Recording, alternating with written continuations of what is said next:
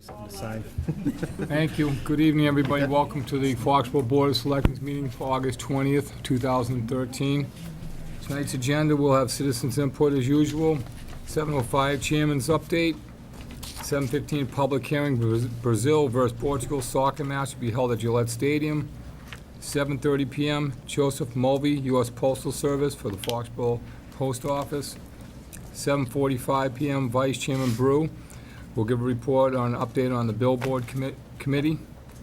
7:55, Robert Cutler, Acting Town Manager, on the merit pay. 8:10 p.m., Bill Casbera, Building Commissioner, Town Hall Building. 8:30 p.m., Board of Selectmen, Randy Scollins, Finance Director, Town Manager, Transition Fund. And 8:45, Board of Selectmen, Town Manager Recruitment Discussion. 9 o'clock p.m. executive session to review executive session minutes, which may or may not be released tonight. We just got them back, and then I don't know if everybody's had a chance to read them. And to conduct strategic sessions on preparation for negotiation with non-union personnel, or to conduct collective bargaining session of contract negotiations with non-union personnel, Deputy Chief John Chandler.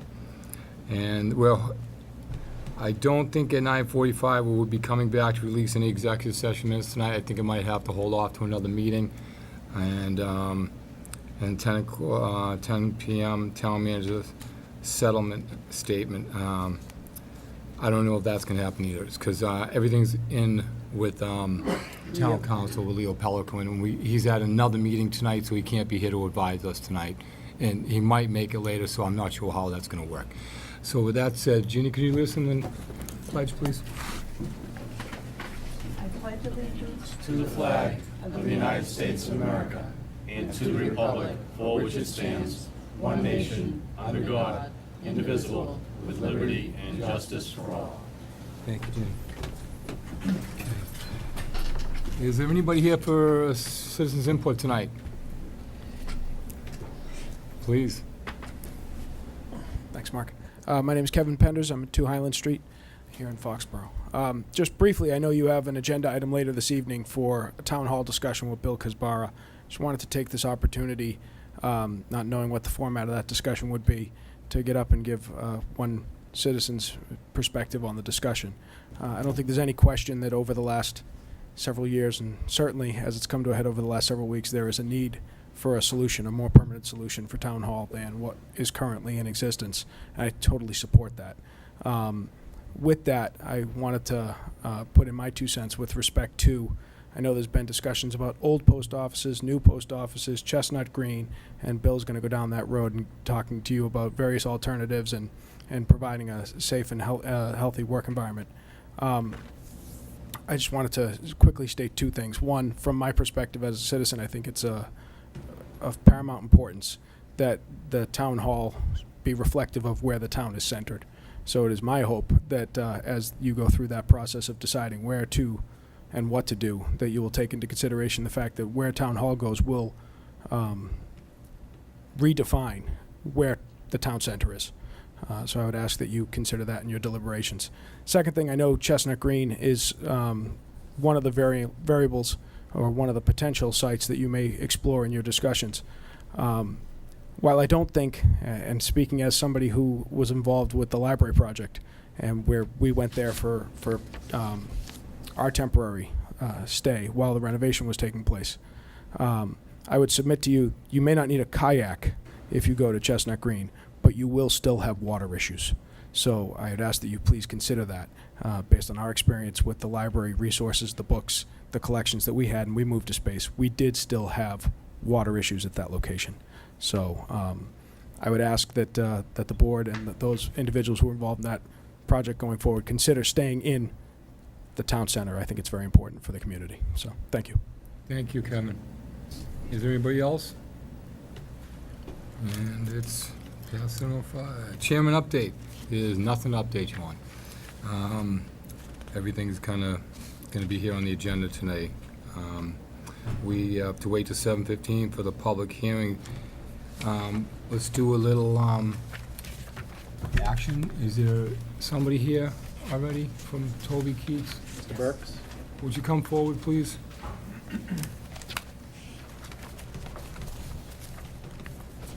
Thank you. Have a seat. And just your name for the record and your position.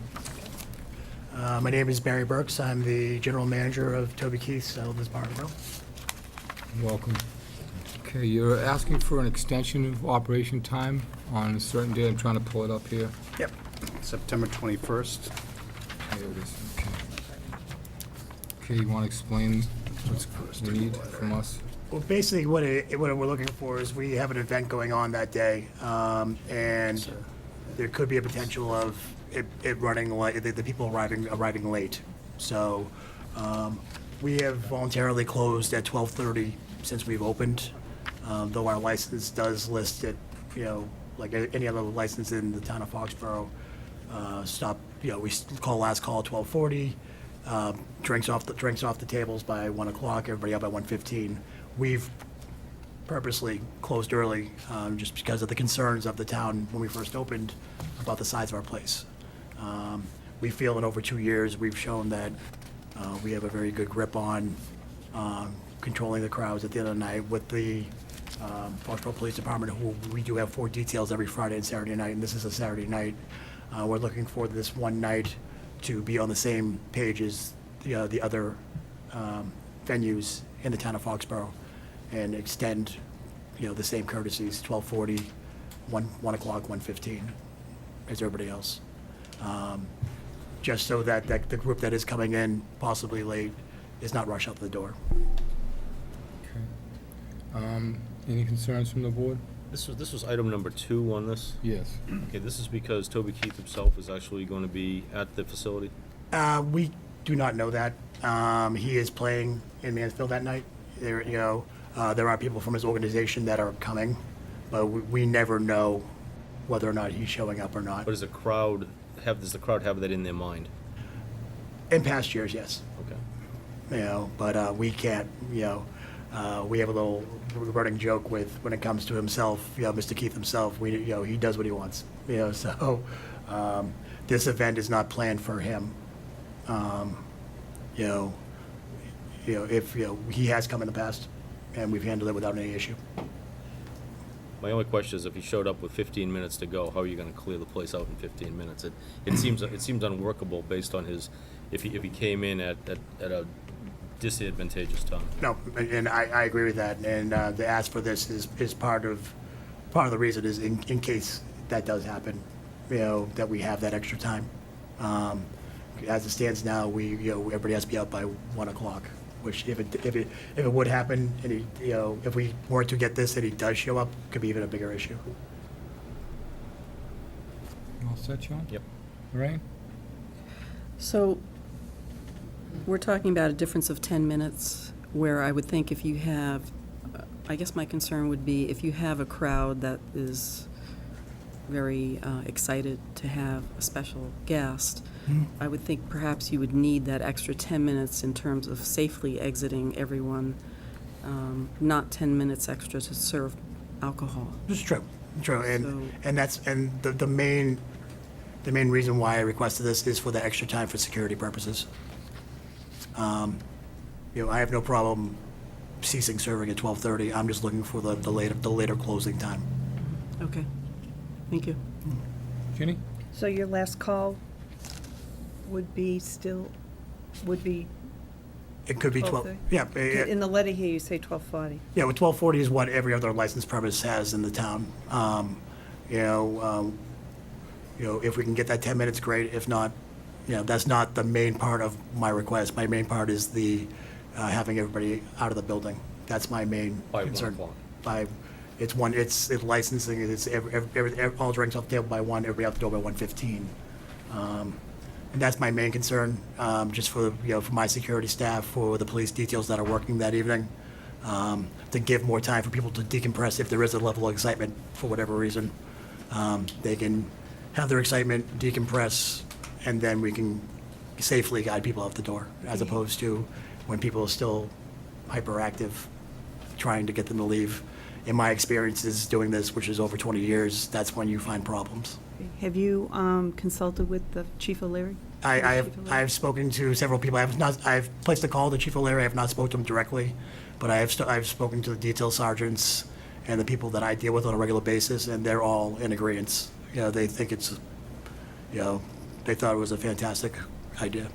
You know, obviously for public safety and the safety of, you know, my employees and the detail officers that night. Not that, you know, like I said, he, that person has arrived in the past, and we haven't had any problems with our present criteria. You know, I'm just looking to extend it to give us a little extra cushion. Ginny, I have Bob, spoken with the have you chief spoken? about it, and he's aware of the request. He indicated that there would be 4 officers there on a regular basis anyways. He did think that maybe for this period of time, there need to be some additional personnel. So what I would say is, if you decide to grant this, that you maybe condition it on Mr. Burke's meeting with the chief and working out whatever plan would be appropriate between the two of them. Right. Because I can imagine people, what time is the show ending at Comcast Center in Mansfield? I do not know. Generally, the shows, I believe, end around 11. I think that's, yeah, granted, I am a new resident of Mansfield. I should know these things, shouldn't I? I do believe it is I believe the shows, I believe it's much like Gillette where they have to be done by 11. But obviously with traffic and everything, you know, Yeah, well, I would really want extra people on, because I could see people coming from Mansfield to Toby Keith and Foxborough. So, no, I do understand, but on the other end, you know, we do have a capacity. We can't go over our capacity. We don't go over our capacity. So, Yeah. and when we're at a capacity, which is quite often, we do have 4 officers, and it works out just fine. Plus, you know, double-digit security, trained security, Yeah. you know, of our own. You know, he simply could sit with the chief and make sure that he Right. and the chief are in agreement about, Just condition. yeah, just condition the motion approval on that. The approval of Chief O'Leary. James, you have anything to add? No, I'm fine with the request. The 4 uniformed officers, that's at a minimum. I'm not comfortable saying you need 1 or 2 extra. Work it out with the chief, but I think he's being proactive based on what happened last year, or the potential of someone coming on tightened time schedule with Mansfield closing. I'd rather be proactive and address it. That way everyone's on the same page rather than getting a call later saying you were surprised. So Right. I'm okay with this. And that was my reason. My reason was to be proactive and to be forthcoming. That there could be something going on later on that night, and I want to make sure that we have, you know, the okay of the town to do what we feel the right thing is to do to just, you know, prevent any problems. And at the end of the day, it's a few minutes over. And routinely what I'm hearing is you close prior to what your license allows you anyways. Yeah, since day one, we've closed at 12:30, Okay. you know, and, you know, Okay, sure. Okay, I move that we allow the request for Toby Keith's to stay open an extra 30 minutes on Saturday, September 21st, with the following conditions. One is they will cease serving alcohol at 12:30. Tables would be clear by 1 o'clock, all patrons out by 1:15, and also conditioned on a meeting between yourself and the chief on the level of details. I'll second that motion. Any more discussion? Right? I think the table's clear at 1 o'clock is different from the usual operation. You're typically table cleared at, well, our Quarter of. normal operation, there's nobody in the building at 1 o'clock, you know, so. but the tables are cleared at quarter of. So I would suggest that we keep the alcohol service aspect of this the same, but extent, you know, I understand you would want the extra 15 minutes on that end to get people safely out. Yeah, I think we did leave it the same at 12:30, is that correct? You said, yes, We cease serving at 12:30. I think that's correct. Right. with tables cleared at the regular time. Yes. Okay, any more discussion? All's in favor? Aye. Aye, 5-0. And you have another request here, because we're gonna get moving on, for serving alcohol at 11 a.m. on Sunday when Patriots home games are scheduled to begin at 1 p.m. September 22nd, October 26th, 8th, and December 20th. And we always approve this every year. These are all 1 o'clock, these 1 4 o'clock games are 1 games o'clock, only. not 4 Right, o'clock. and I did note in my letter that, you know, in the second half of the season, when they do sometimes change the times of games or flex them, if they do flex the game to later, we will not seek the early open. Right, and we never let people anyway, so. So we're on the same page. Yeah, there you go.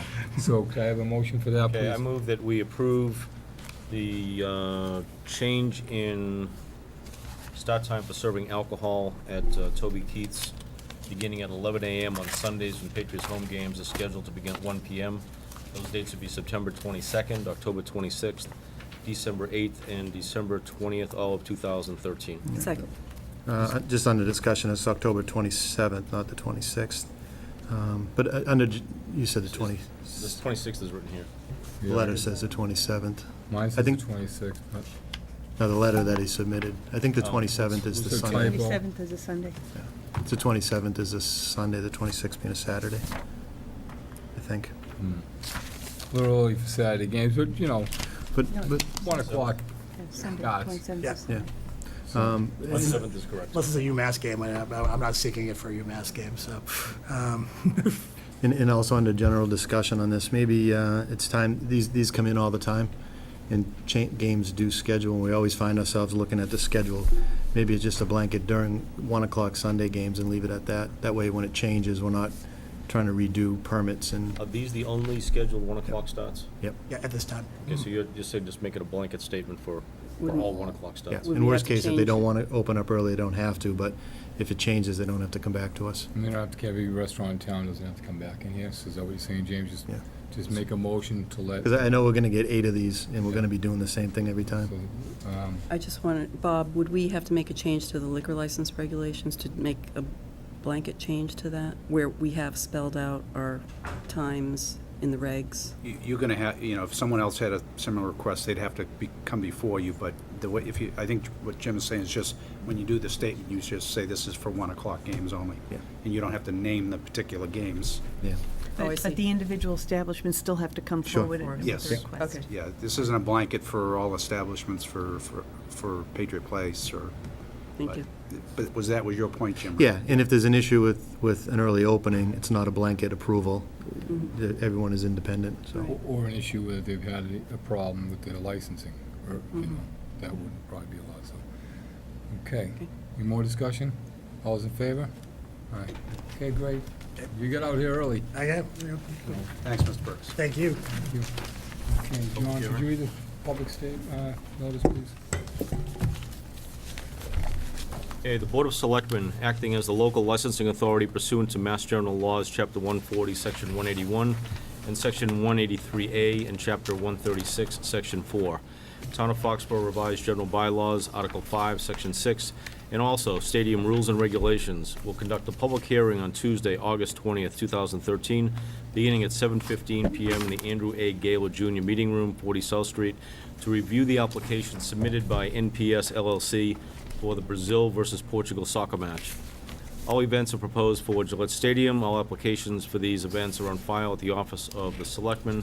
All interested parties are welcome to attend. Submitted by the Board of Selectmen, Foxborough, Massachusetts. Well, Jess, welcome. Thank you for having me. I'm Jess Stevenson with Gillette Stadium. So tonight we are applying for the license for our only international soccer match of the season. It's Brazil versus Portugal on Tuesday, September 10th. The proposed kickoff, ball drop, is 8:30 with gates at 6:30 and parking lots at 4:30. Right now, our ticket sales are around 42,000, and we're not anticipating ticket sales to surpass 50,000. We have sold into the 300 level, so it is a full stadium event, but the facility certainly will not be at capacity. Ticket prices range from $40 to $500, and as of right now, parking is $40 per car. So in the past, we've had some issues with international matches and traffic. So this year, to sort of preemptively strike, we have the VMS boards that'll be out on Route 1 that will be letting commuters know that there is a weekday event going on to potentially seek alternate routes. And we'll also have an international email going out that will be in both Portuguese and English to any patron who's purchased a ticket, whose email address we have through Ticketmaster, which will encourage early arrival, give a detailed parking lot plan, sort of preemptively strike and hope that we can get the information out and avoid any unnecessary backups on Route 1. Any questions, Lorraine? Ginny? Nope. Jan? Good luck. Does Stadium Advisory want to speak at all on this matter? Or? No, I think she represented it well. North Street is not anticipated to be open except for emergency vehicles, right, Jess? Correct. We had talked, that's confirmed. Mm-hmm. Okay. No, we had no issue. We recommended to the board that they approve based on the public safety, people feeling comfortable and getting what they need. Okay. Thank you. Is public hearing, anybody from the audience wish to be heard? Seeing none, I'll entertain a motion. Close the public hearing. Make a motion to close the public hearing on the topic. Second. Any discussion? All those in favor? Right. And then, anybody want to make a motion? Let's see if we can get this one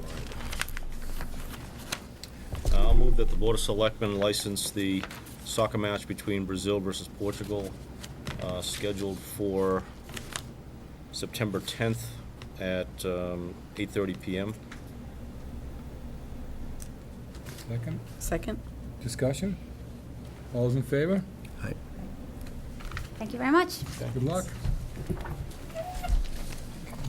I'll have that for you, Jess. Is Joseph Mulvey here? Please come forward.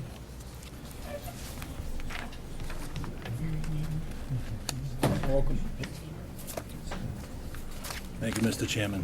Thank you for coming. Do you have the originals again? Did you want any of your other Anybody can associates to join come you. up? The originals. Okay. See, they're in our packet. I don't have them. They probably one of them. Okay. Thank you, Mr. Chairman, members of the board, and Mr. Cutler. Thank you for the opportunity to be here this evening. We appreciate the opportunity to speak with you this evening regarding plans the Postal Service is considering with regard to the Foxborough Post Office.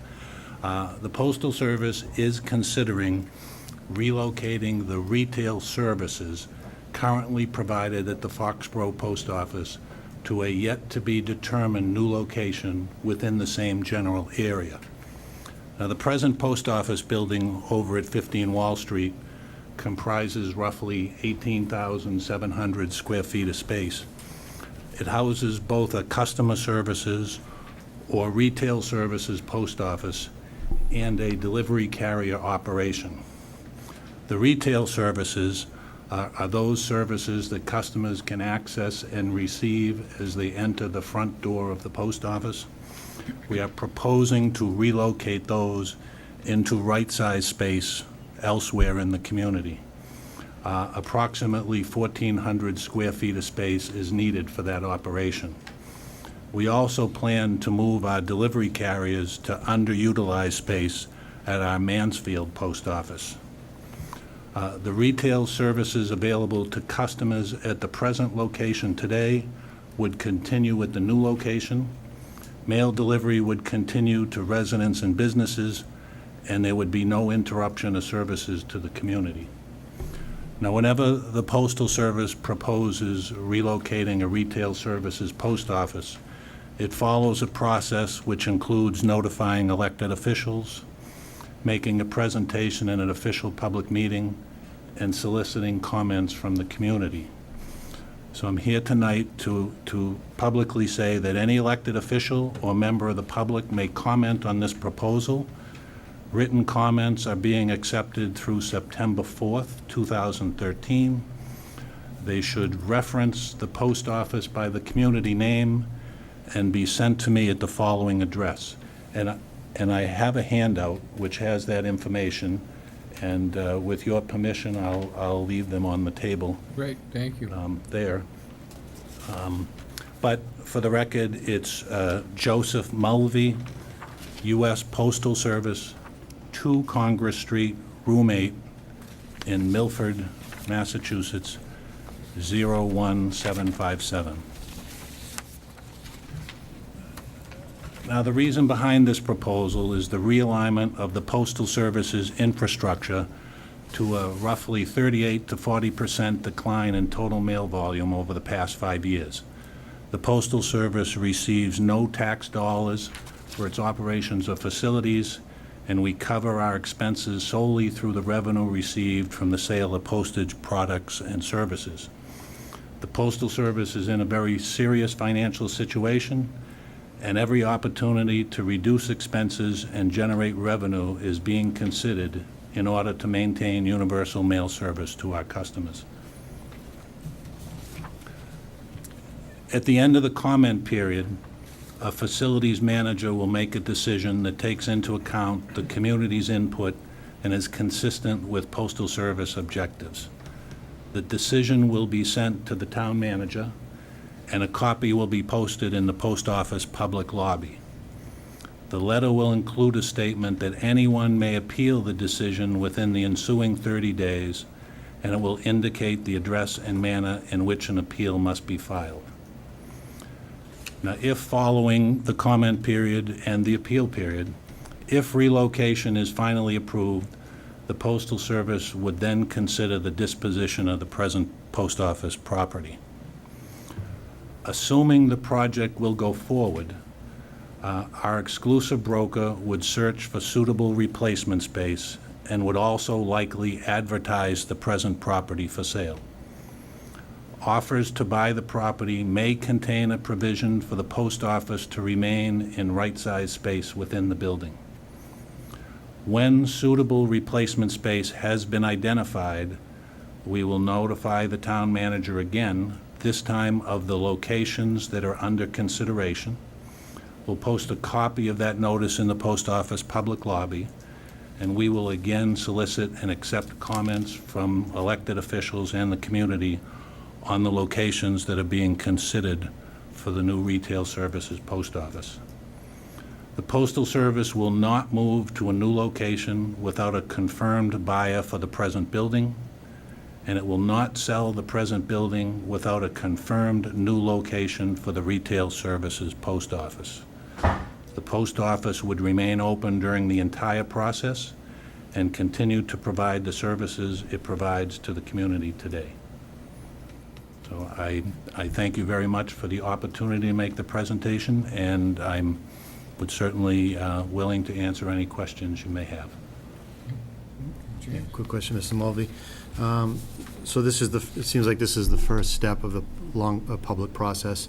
You're notifying the town, and then if it goes forward, then you start the marketing and RFP process. Can you speak to any other towns that have gone through this process as for the duration from beginning to end, with the understanding they're all a little different, but are we talking 6 months or 3 or 4 years? And are there any other towns that have, or postal service locations in other towns that have started this process and it continues today? Yes. Yes, this has been done in other communities. The closest communities that I'm aware of would be Greenwich, Connecticut, Fairfield, Connecticut, and West Hartford, Connecticut, and Westport, Connecticut. In Massachusetts here, I'm not aware of any that have gone through the process. The process itself will take a minimum of a year, and it could take longer than a year because, as you mentioned, we're going through the public process. Mm-hmm. Then there's two parts to this project. There's one about finding a potential buyer and finding a new location and having those come together at the same time. So the earliest that I've seen this go through is roughly a year. Sometimes it can go 2 years. Rarely, but it could happen that we don't have an interested buyer, or we can't find a suitable location, so it would be reviewed again to see if the project should continue to exist. Now, when, maybe it's a little comparable, but when state property goes, they decommission like state hospitals or facilities, they give the towns first preference to work with the planning boards to come up with something. At the same time, it might be going out to public bid process. The towns that you mentioned in Connecticut, even though there's none in Massachusetts, yeah. Is there a relationship with the towns to give them right of first refusal? I believe, and I don't handle the actual sale of the property or the search for the new properties. It's my understanding that our assets department works concurrently with the towns at the same time that the property is being marketed. However, we do have an Intergovernmental Cooperation Act, so we do try to, factor that into the process and work with the towns if that's something the town is interested in. Okay. And I won't monopolize the time, but one other question. When other state properties go up for decommission, is because they're downsizing and they're not looking to make a big profit because they don't have a use for the building. It sounds similar to what the post office is going through, but the general feeling is you're putting this out for fair market value to recoup some money and put it back into the system?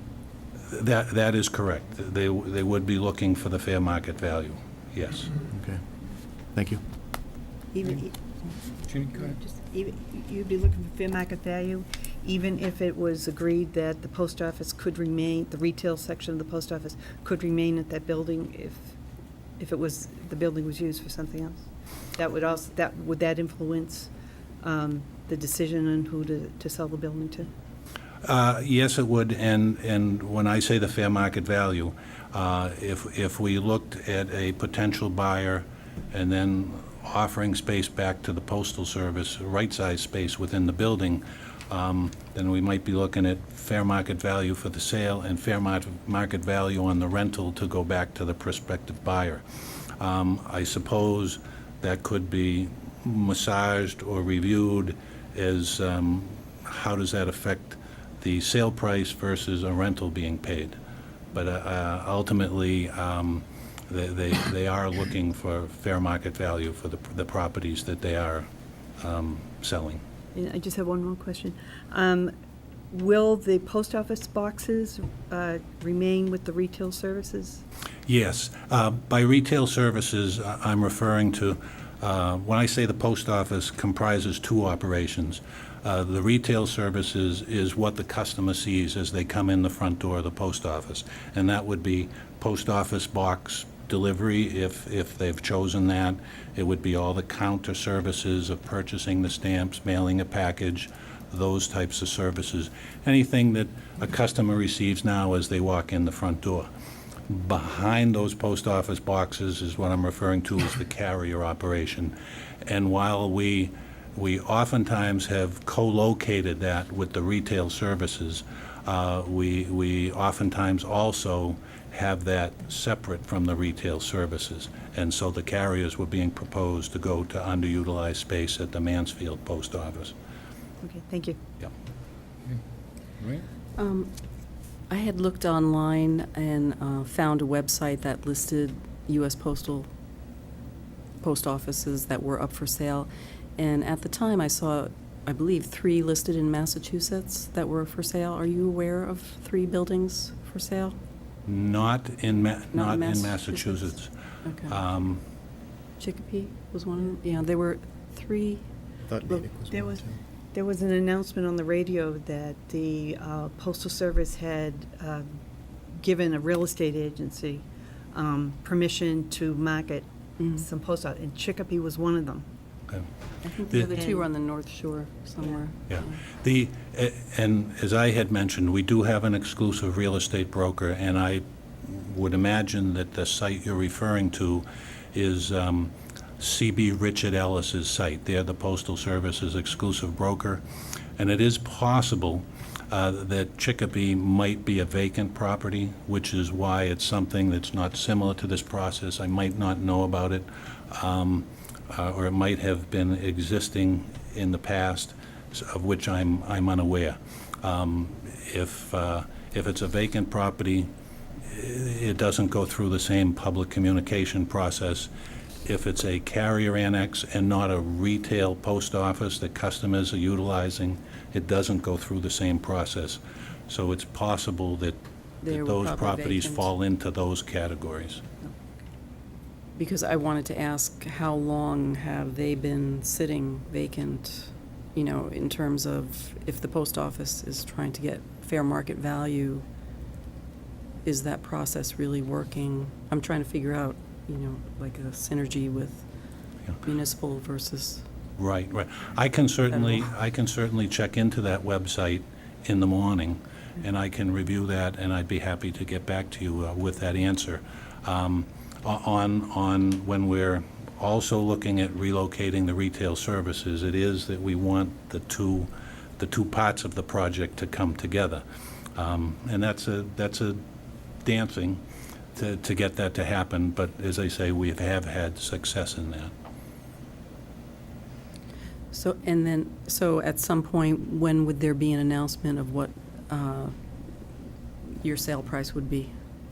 Our assets department would advertise the property for sale through the exclusive broker, C.B. Richard Ellis, and they have most recently been going out with a request for proposal that does not have an asking price, so that it's seeing what the market will bear. All set, Lorraine? Thank you. John? Yeah, just to remind me, the comments period ends on September 4th, and you said that there was an appeals period beyond that? Correct. And that ends when? Well, after September 4th, any comments received will be culled, and the whole file will be sent to a facilities manager at our headquarters level. He'll make a determination. If his determination is to proceed with the relocation, then we will send a letter to the town manager and post that in the post office public lobby, and it will be 30 days from the date of that letter that anyone, elected official, a member of the public, can appeal the decision. Okay, so the date of that letter is still unknown at this point? Correct. Okay. My question was, I was trying to get a sense for, would we know what your plan will be sometime before the end of the year? September 4th being the end of the comment period, I suspect by the middle of September, we would have a letter out. 30 days would bring us to the middle of October.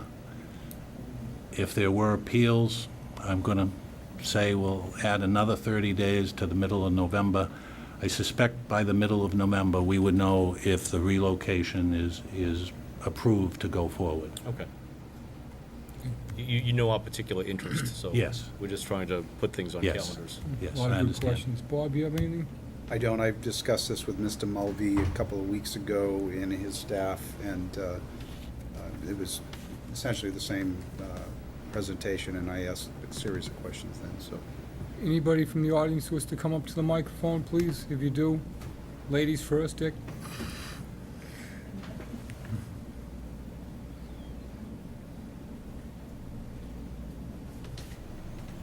People in the community are asking, Mr. Mulvey, why it is that, Excuse me, ma'am, you need to speak in the mic so people at home, all 10 of them, can hear you. people in the community are asking, Mr. Mulvey, why it is that people, why it is that Mansfield has been chosen as the post office of, necessity or whatever, rather than Foxborough. Because there is, I understand there won't be retail services from Foxborough in Mansfield, how particularly, in other words, we're looking for a location that's more central to Foxborough.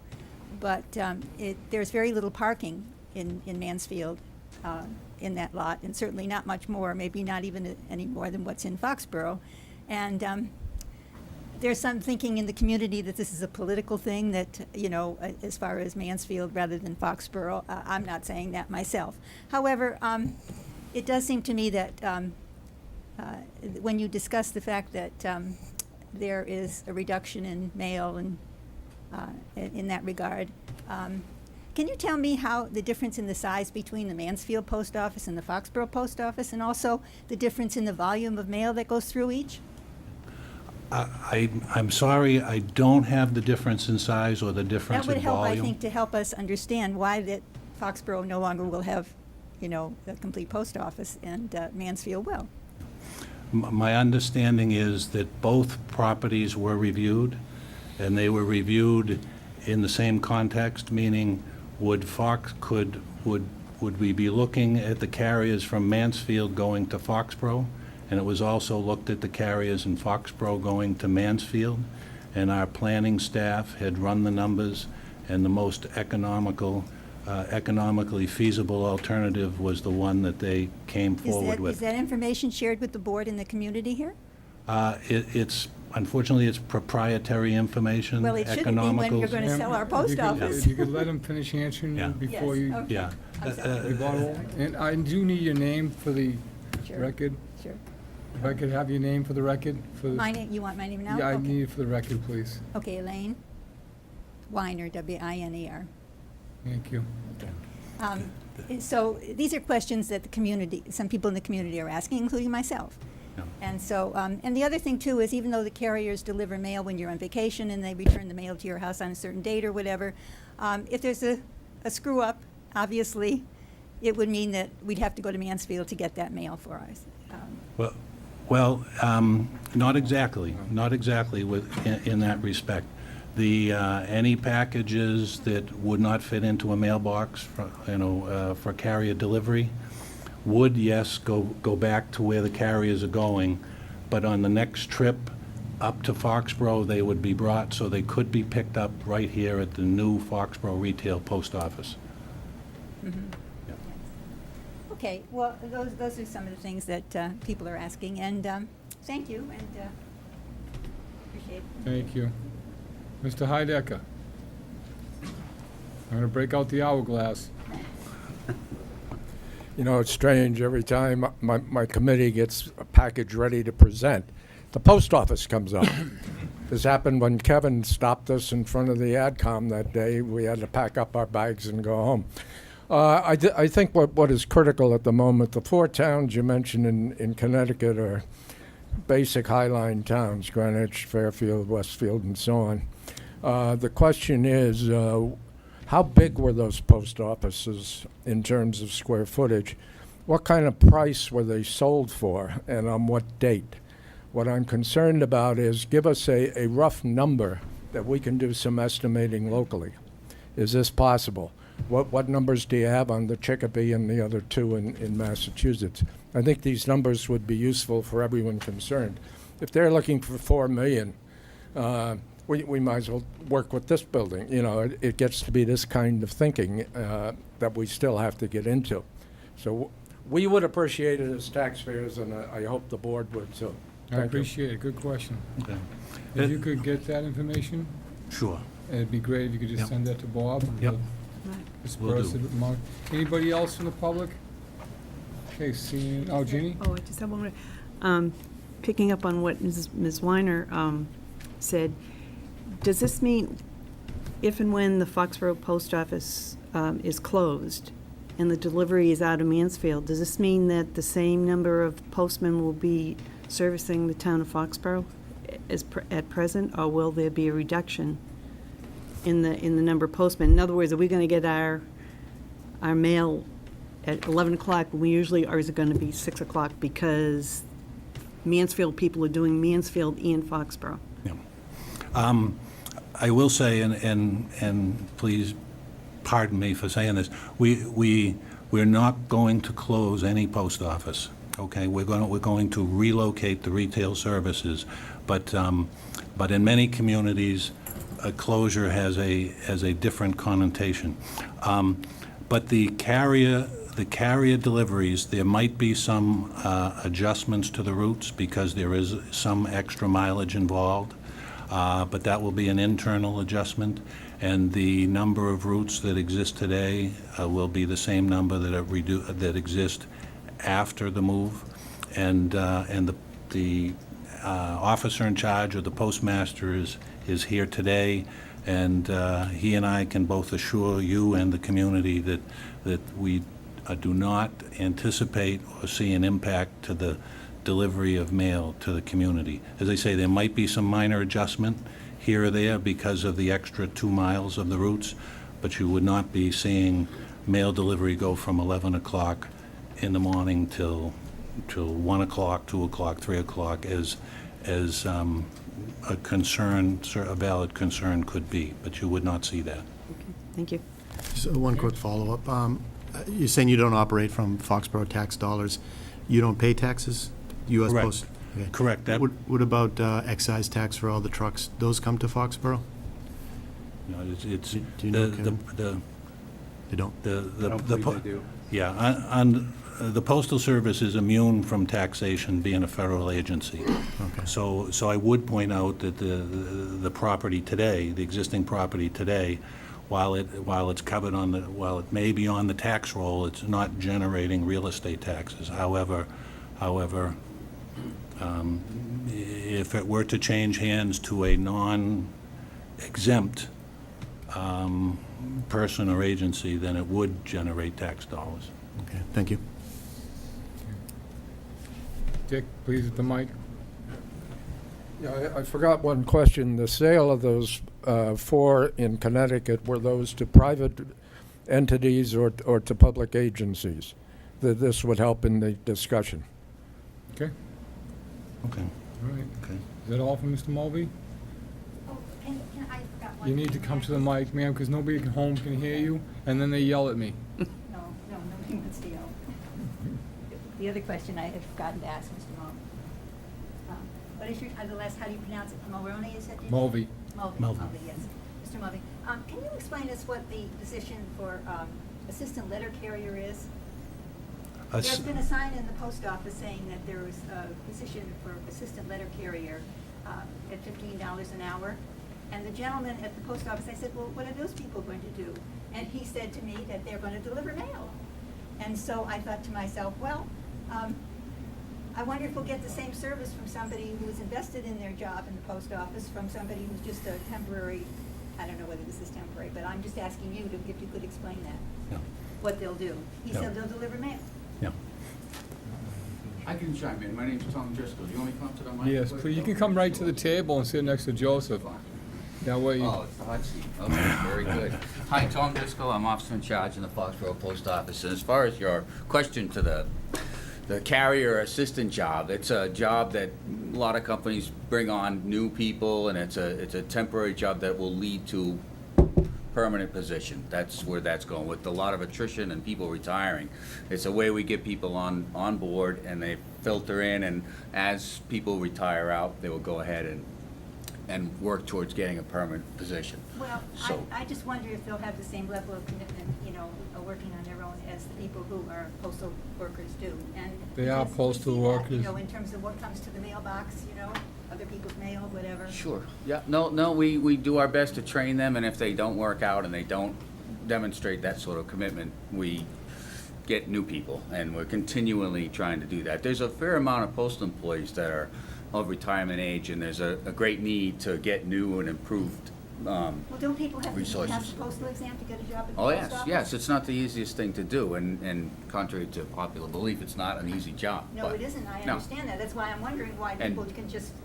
get a temporary job like that and deliver mail. They're eager to start to get new employees on board, and then as they progress and demonstrate the skills, they probably will be in positions where they'll fill in for others that retire. Well- So there's been no layoffs and been no attrition, nothing. And in this case, as far as this move here, if anything, we have 13 routes currently. We'll probably add what they call like a relay run. They do it in the Eastons. If there's mail that needs to go to Southeastern and Northeastern, and the Eastons, they shovel it around first thing in the morning. They'll do it again late at night. So if you're missing a package or whatever, it'll clearly be there first thing in the morning at 9 o'clock at the new retail if everything goes through. One other just comment I wanted to make is that, I understand that there's fewer letters going out in the mailbox, et cetera. There are still some of us who are sending their bills in the mail and receiving important mail in the mail, despite the fact that, there is a lot of junk mail coming in the mailboxes, and not everybody is doing online banking. So I just hope that the post office doesn't feel like it's really not important anymore. You Oh, understand? no, So- all of it's important. Our core Well- business is still where we're going, and we're seeking other avenues of revenue, and this is also another opportunity for food us for to look thought, at and our thank you. expenses. Thank you, Thank appreciate it. Thank you. Thank you. Okay, thank you, Joseph, for coming forward, appreciate that, and you'll be in touch with the town manager, and I Will do. think the Thank you, boards and gentlemen. public people will be in touch. Your statement, did you want to give that to the clerk, so that she doesn't have to, She has did a you get the copy. whole statement? He read 4 pages. Actually, it is a bit truncated. I think you had more. on the He had second 4 page. pages he read, Well, I think, It's kind of all, do you get written up. enough? You good? All right, okay, great, got thank you. some homework We're just to trying to do. make her job as easy as possible, because it ain't easy. Okay, great, thank you for coming. Thank you very much. Thanks for having us. Okay, moving forward, Lorraine Brew, the vice chair, will talk about the billboard committee update that she had just had a meeting with. Lorraine, it's your floor. Thanks, Mark. At our last Board of Selectmen's meeting, we reviewed a letter from Neil Forrester, who is the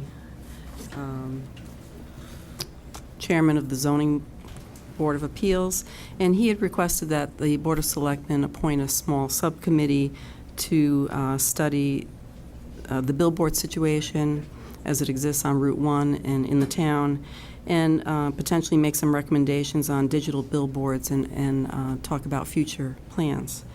So we formed a small group. It was myself, Building Commissioner Bill Caspara, from the Planning Board, Bill Greeter, from the Board of Water and Sewer Commissioners, Bob Garber, and Randy Scollins, our Finance Director.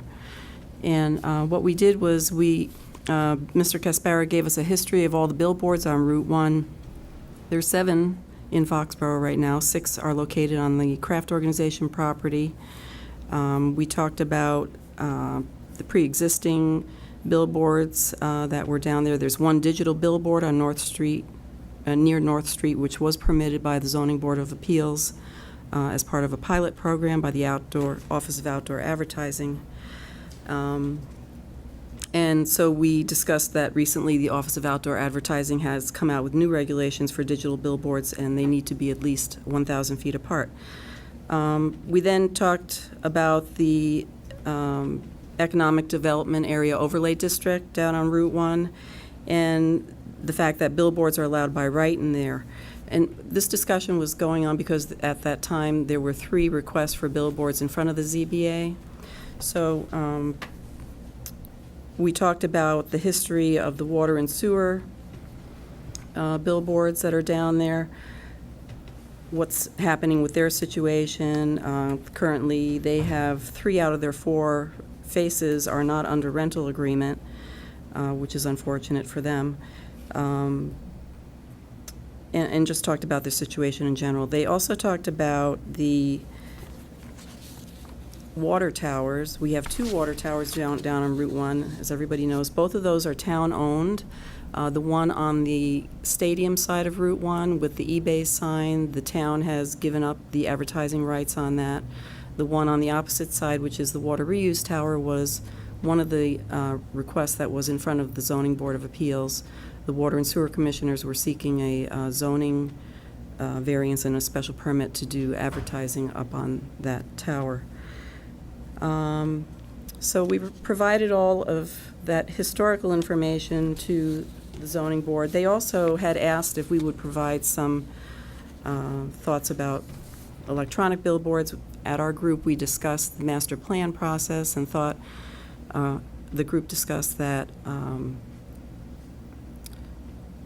we needed to look at a way to use the master plan process to get feedback from citizens as to whether or not they actually want to see electronic billboards down on Route 1. So we're going to reconvene, discuss that further, was one of the things we came up with. So after that meeting, we went, a few of us attended the Zoning Board of Appeals meeting, and at that meeting, the Water and Sewer Commissioners were granted the permission to advertise. One of the other applicants was denied, and the third applicant asked for a continuance for the static billboard requests. So at that meeting, there was further discussion by the chair. He's requested that if we could do something to look at the sign bylaws to bring it forward, ideally to have something to bring forward for our next Springtown meeting. Excuse me. They thought that that would be helpful as they're trying to deal with these applications that are coming up on Route 1. So I'm looking to have a follow-up meeting, hopefully next week, with our small group. Ideally get some more input from everyone on how to proceed and try and work to get something going with the general sign bylaw aspect. The desire is to take it out of the general bylaws and put it into the zoning, and that's really the direction we'd be going in. Great. Right. Thanks for the update. Any questions from the board? None from me. Oh, Steve? When you talked with the planning board in regard to the master plan, do they feel that the master plan will be completed in time to, before the Springtown meeting, so that you can work on the regulations, the billboard regulations? Yes, yeah. That was part of the discussion is, they feel strongly that they have to move forward with some recommendations from the master plan also. So I think it'll all tie in well with what they're working on right now. So the thought process is to collectively look at it in the master plan, but yet one was denied, one was approved, and one was withdrawn? One was continued, asked for continuance, yeah. So how does one approve one and deny one if we're waiting for the master plan? Well, Are we talking about the same thing? Are they the digital? no, Static. these were 3 static requests. So Okay, so the master plan is for the digital only, or for both? for both ultimately. When we were first talking about it, it was really focused on digital when we were talking about it with the ZBA. But within the group, I think it's just going to make sense to bring the whole thing forward together. So why would one be denied and one approved if everyone's going to was- wait for the master plan? Each case was evaluated by the ZBA as it was presented, so they were not relating those 3 static requests to the master plan process. They were looking at that strictly related to the bylaw that's in place. Do I have that correct? So why do the master plan if they're looking at it per the bylaw? I guess I'm just... I think the question on the master plan is, eventually, there's an idea that there's going to be digital billboard requests Right. based upon the state law that changed Yeah. a few months ago. Right. So the state law now allows digital billboards with special permit from the zoning board, I believe. So those requests were initially presented to the zoning board based upon the change in the state law. They removed the request and maintain a request as a static billboard and not the digital. So they went forward on this request for static billboard. One was denied based upon the application as presented, Okay. and one was approved based on the application as presented.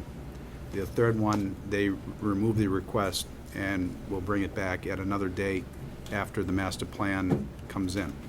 And I understand that, but I thought if the master plan is looking at static and electronic billboards at the same meeting, why would they approve and deny one if they're going to go forward to Well, look at? this is what we need to talk about at our next meeting, was the discussion about the static, the sign bylaw is Yeah. what we were talking about at this last ZBA meeting.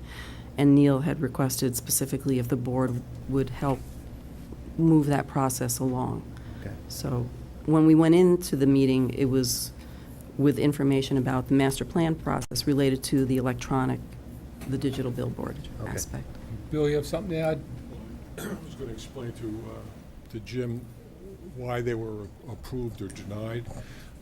The applicants were in front of the zoning board for variances and special use permits. The special use permits were required for general advertising, and the criteria was that the applicant and the billboard had to show a compelling need for obtaining the special use permit. The zoning board determined that the water and sewer department had a compelling need to put signage on that to generate revenue for the town. The applicants for the billboards could not justify, at the time that they were asked, could not a compelling need for the community to put the signage up. So one was denied and one was continued at their own Request. request. Was there anything about the footage and distance between those signs at all that made a difference? Yes, the outside advertising board requires a static billboard to be a minimum of 500 feet between signs, and a digital electronic to be 1,000 feet. And that was also discussed by the zoning board during the presentations. Thanks, Bill. Any more questions for Lorraine? Okay, thank you, Lorraine. Look forward to the next report. Appreciate it. Thanks. Okay, moving forward, Bob, you got the floor now about merit pay? Sure, thank you. You're welcome. One of the areas of concern for non-union personnel has been the status of the merit pay, and that was one of the things that has kind of been on hold due to, the situation with prior town manager. So I asked to have this brought forward. And I'm just going to give you a brief history of how we got to where we are and give you my idea as to how it should be handled from here. If you recall, there was a wage reclass study done in the spring of 2012. At that time, Kevin had hired a consultant to do the wage study, and a new wage plan was rolled out at that time. It was, I believe, in April, just before the spring town meeting. And at that time, it was voted to go with the new wage system, which went from a 5-step process to a 10-step process at each grade. It was considered at that time that we would also go to some form of a merit system, and the merit system was discussed at that time. However, a merit system had not been developed and was not in place. So it led to some expectations of employees that even though a merit system would be in place, they all would receive some form of merit. Part of that confusion, I believe, was because there was not a plan, an exact evaluation plan in place at that time. Shortly after that town meeting, Kevin had appointed a merit committee which consisted of Bill Caspara, Chief O'Leary, Roger Hill, Randy Scollins, and myself. And at that time, we started to draft evaluation forms for the merit plan. Shortly into the process, Randy was not able to continue, and Sharon Wasson was asked to come in and replace Randy on that committee. We spent several meetings and a lot of time developing forms that would be used in the evaluation process. And in November, Cindy DePina was hired as the HR director, and she became involved with the process and also helped refine the forms. She reworked the evaluation tools and got them into a form where we were ready to roll them out. This spring, she started to roll out the process with the department heads, and at that time, a lot of concerns were raised by the department heads as to the evaluation process because it had not been fleshed out yet with anybody other than the committee. The concerns were to such an extent that she felt it necessary not to go forward until she had a full discussion and involved Kevin in the process. And right at that time, he went into his military time, and we had not been able to flesh out those concerns with Kevin. If you recall, the merit plan, as far as the funding, it was determined that if 50% of the people were to get merit, you would need to provide a pool to cover that, to have the funding in the budget. So it was voted at town meeting to have a budget amount of $58,887, which essentially works out to be 50%, if 50% of the people were to get merit. And merit would be up to 2.5%. So essentially that 58,000 and change works out to be a 1.25% if everybody were to get merit. All 100% or 50%? At a 50% basis. If all 100% employees got merit at a 50% basis, then it would work out to the 58,000. Or if half of the people got full merit at 2.5%. The steps that are in the current wage class contemplate a 2.5% increase. Okay. So to clarify that, Bob. Yep. In the steps, they all get 2.5. When Correct. they go up a step. if they go up the full step. Just so the public understands. Correct. And Thank you. that's the way the class is set on, through the personal wage bylaw. And that's separate from the cost of living increase. Correct. Right. Yeah. Cost of living had been already built into the cost factor before this funding, 2%. 2%. With the, with the way that everything has come down, even if we had an evaluation process in place before Kevin leaving, goals and objectives were reviewed by him with each of the employees, at least with the department heads. And it would be very difficult for anybody else to have a full review of each employee because they did not go through those goals and objectives with the employees beforehand. They have not had as part of their job description dealing with the employees on that basis. So it'd be very difficult for someone to give a full evaluation and discuss whether or not an employee was entitled to merit at all, and to what level they would be entitled to merit. Let me just clarify that, Bob. So the goals and objectives for the departments have been determined? Right. They just haven't flowed down to those in the department? Well, that process hadn't even really completely taken place. What had happened was each department head were told that they would need to do goals and objectives, and to my understanding, although I haven't discussed it with Kevin, each department head was required to do goals and objectives. I know I did one myself, and department heads that I've talked to all have done them. But it also had not been determined whether staff who are not supervisory staff would have to do actual goals and objectives. There are some job placements that probably wouldn't benefit by a goal and objective as much as, are they meeting their expectations? So they'd have to have some kind of discussion with their supervisor as to what's expected of them during the year. Have they met that? So those are things that we still need to flesh out a little bit. But currently, I believe that the evaluation forms are ready to roll out. We need to finalize that. The deciding beyond supervisory staff, how non-supervisory staff are going to be handled, that needs to be fleshed out a little bit. But that can be done within a matter of a few weeks. I think it's ready to go, and we're ready to proceed from there.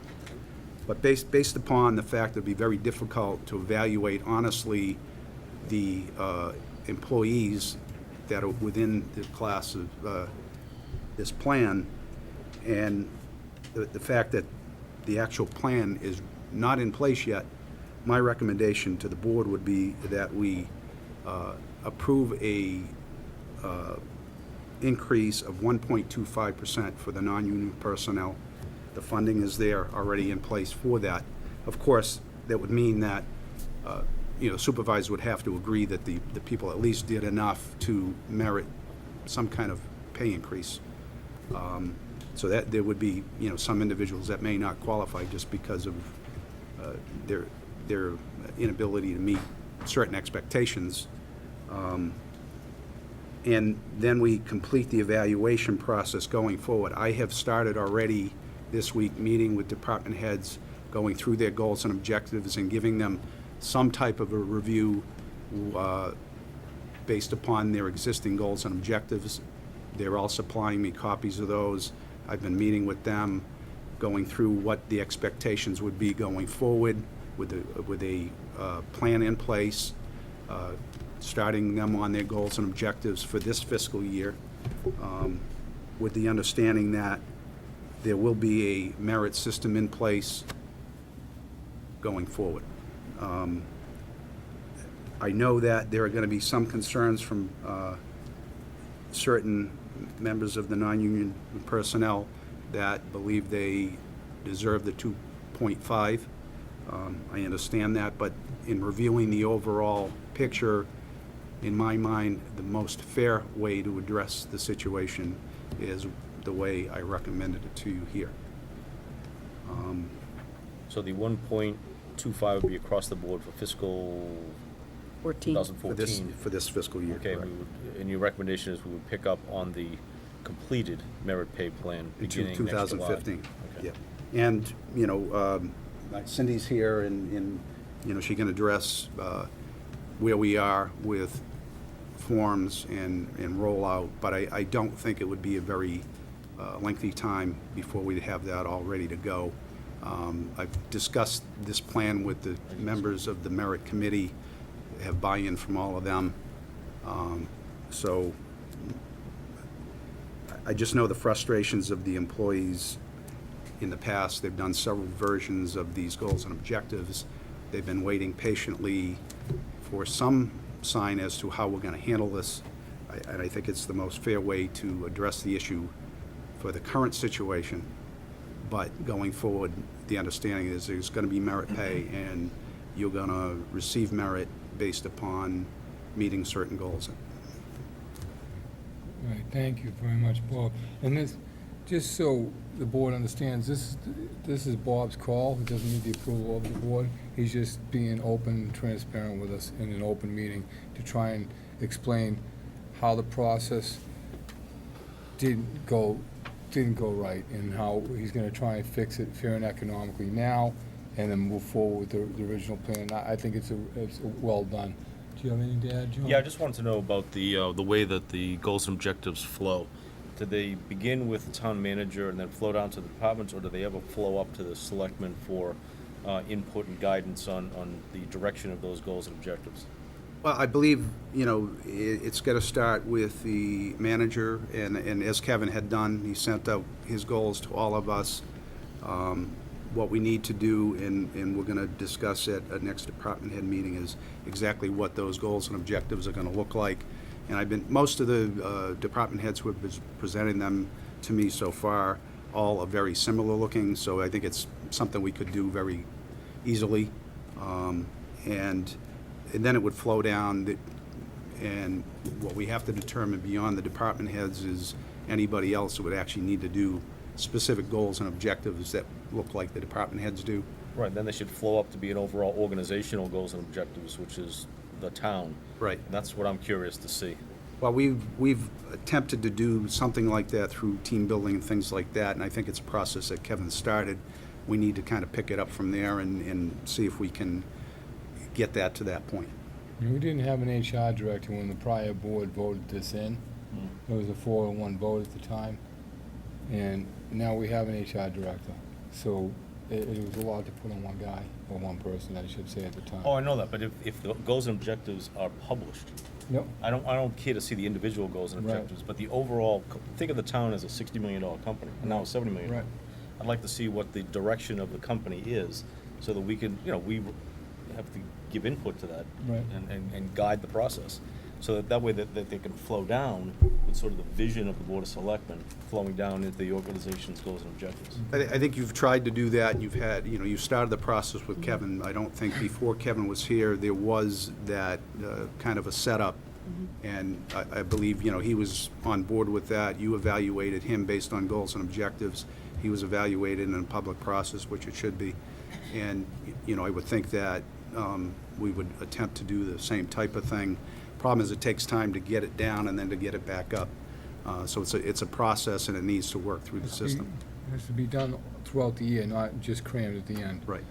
Lorraine, you have any questions for Bob? Just a couple of thoughts. It sounds like that, we had Kevin's goals and objectives. The department heads had developed their goals and objectives, and those were approved. And you have an evaluation tool, so, one thought that I would have in terms of moving to this merit system is, at a minimum, your department heads can be evaluated using that merit process rather than going the flat route. So if you even took that pool and came up with whatever the average dollar amount is, the 1.25% over that pool of individuals, what that represents dollar-wise, you'd know what you have to distribute amongst that pool of people for merit increases. That could range anything from, obviously everybody can't get 2.5%, but some people could get 1, some people could get 3, who knows? Whatever is determined. But, so I'm just thinking that in order to try and jumpstart this process, I'd just throw that out there as a suggestion that I would, as a manager. For the look at- future or for No, now? I'm saying for now, like as step 1 in this process. You had the process in place for the department heads. What I'm hearing being said is that it hasn't trickled down to the staff yet. And part of when I've worked with a merit system in the past with non-management types, typically their job description and their evaluation form are the same tools. So they know what the expectation is of their role upon hire as they receive their job description. So they can be evaluated even if they don't have in advance goals and objectives determined. It's almost like you're determining, when you're evaluating a non-management person, you could be determining areas, goals for improvement, or areas for improvement, things like that, that everybody can have. So I guess I'm looking at it as perhaps a 2-step process that could, in the long run, maybe save even a little money, or at least give, I think, the expectation, I believe, of department heads was that this would be in place. And, again, I look at that, part of the process that you go through is you have a department head would do a self-evaluation and compare that to what you, as the town manager, and if there's any questions, again, we do have access to Kevin, that I think, there could be clarification easily on any questions that would come up. So I'm just suggesting that rather than wait again, take step 1, do the department heads, and then if the sense is that you have to wait on the staff, so be it. Well, the way I would answer you, Lorraine, on that is that the reason why this came to a loggerhead was because even the department heads had certain expectations based on the way this was presented a year and a half ago. And without having the plan in place, it was a little bit cart before the horse. The evaluation process should have been in existence prior to rolling out, and everybody would have had no question as to what the process was going to be like. When the wage reclass was done, certain statements were made. They were interpreted certain ways, whatever reason, and it's different than what we have now without a process in place. So it's very difficult to now force that in my opinion. What I'm describing is my understanding of what the plan was meant to be, that we had voted on. That's what you're understanding, what the employee's understanding, what Kevin's understanding, I don't think they come together, and that's the problem. That's why it's a difficult situation. For me to say something to an employee that had private discussions with Kevin about what their expectations are, I can't answer for him and any discussions he had for those individuals. And I Brian, just think- back in the day, that's why I voted against it, because there was no plan in place. There was nothing in place. It was just thrown at the wall. And nothing was put forward in a matter of a plan at all. It was just thrown against the wall, and it just did, I don't know how it got through, but that's what happened. So, I'm looking to fix this now, and I think this is the best way to fix it. So, but I respect your opinion, so we can move on to Ginny? Yeah, no, I think it's fair to say that this new pay plan was rolled out and implemented a year before it was ready to be implemented. And I agree with Bob's assessment, and I agree with Mark. This wasn't ready to roll. And I don't think the employee should be suffering for that. And I think what your plan is equitable, knowing full well going forward that it will be a merit system after that, but everything will be in place. Because how can an employee right now be evaluated on goals and objectives when they didn't even know what they were going to be evaluated on? I don't think it's I don't think it's fair, so I agree with your ideas. James? Yeah, it won't be repetitive. Obviously, there's gonna be some people that had high expectations because they worked their butt off and they did the goals and objectives. I think they're gonna get a 2.5, so they're gonna be disappointed to get less, and I'm sure there's gonna be people that weren't probably expecting a lot, and they're happy that they're getting more than they expected. The system's kind of backwards right now. Until we catch up, I'm not an advocate of doing the department heads and not the staff and making it worse by, the person that needs to review, the person that said it, and Kevin's not here, and that whole process with Kevin and Cindy and the department heads and the staff, there's gaps right now. So, it's not the best way to do it, but inequitable across the board, split the difference. Some people are happy, some people aren't.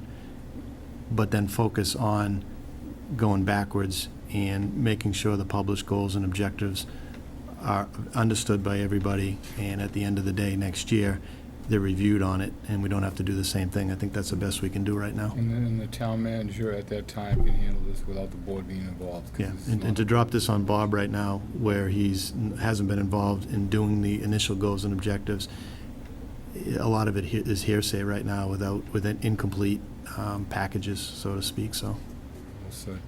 Does anybody from the audience wish to be heard in this matter? Seeing none, we'll move on.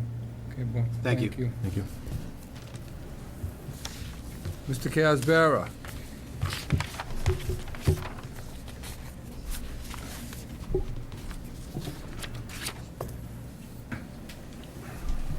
Thanks for coming, Bill. Thank you, Mr. Chairman. I'd first like to start out by saying I meant no disrespect to this board by dragging that kayak in a couple weeks ago. There was Good theater, Bill, good theater. there was no disrespect. I'm with you, Dick. Bring in a skim board if we go to I had to Chestnut hold Green, myself that's all. back from laughing so bad, but let's move forward. That would have been a nice workman's comp claim, huh? Explain that one. Yeah, right. Live. At the request of the board, to explore various lease options for the relocation of Town Hall, I put together this brief summary of what's available out there. One of them is what you heard tonight with the existing post office. We don't know where that stands. This was explained by Mr. Mulvey, but I did address that. There's two options, or there's two things we need to address. The first one's immediate, and that is we have 5 employees in the basement that are subject to less than good working environment. There's health, there's public safety issues down there. We need to do something with them. We can't put 5 more up here. It's overoccupied. I put together a couple options here. One is, currently there's about 1,250 square feet that's occupied by those 5 individuals. That includes conservation, planning, and there's some storage and common meeting area. We could, to immediately address their needs, is have a office trailer, double-wide trailer, and the double-wides are pretty standard. They come through with an equivalent amount of area, a double-wide, which measures 23 by 60, to be put in the parking lot.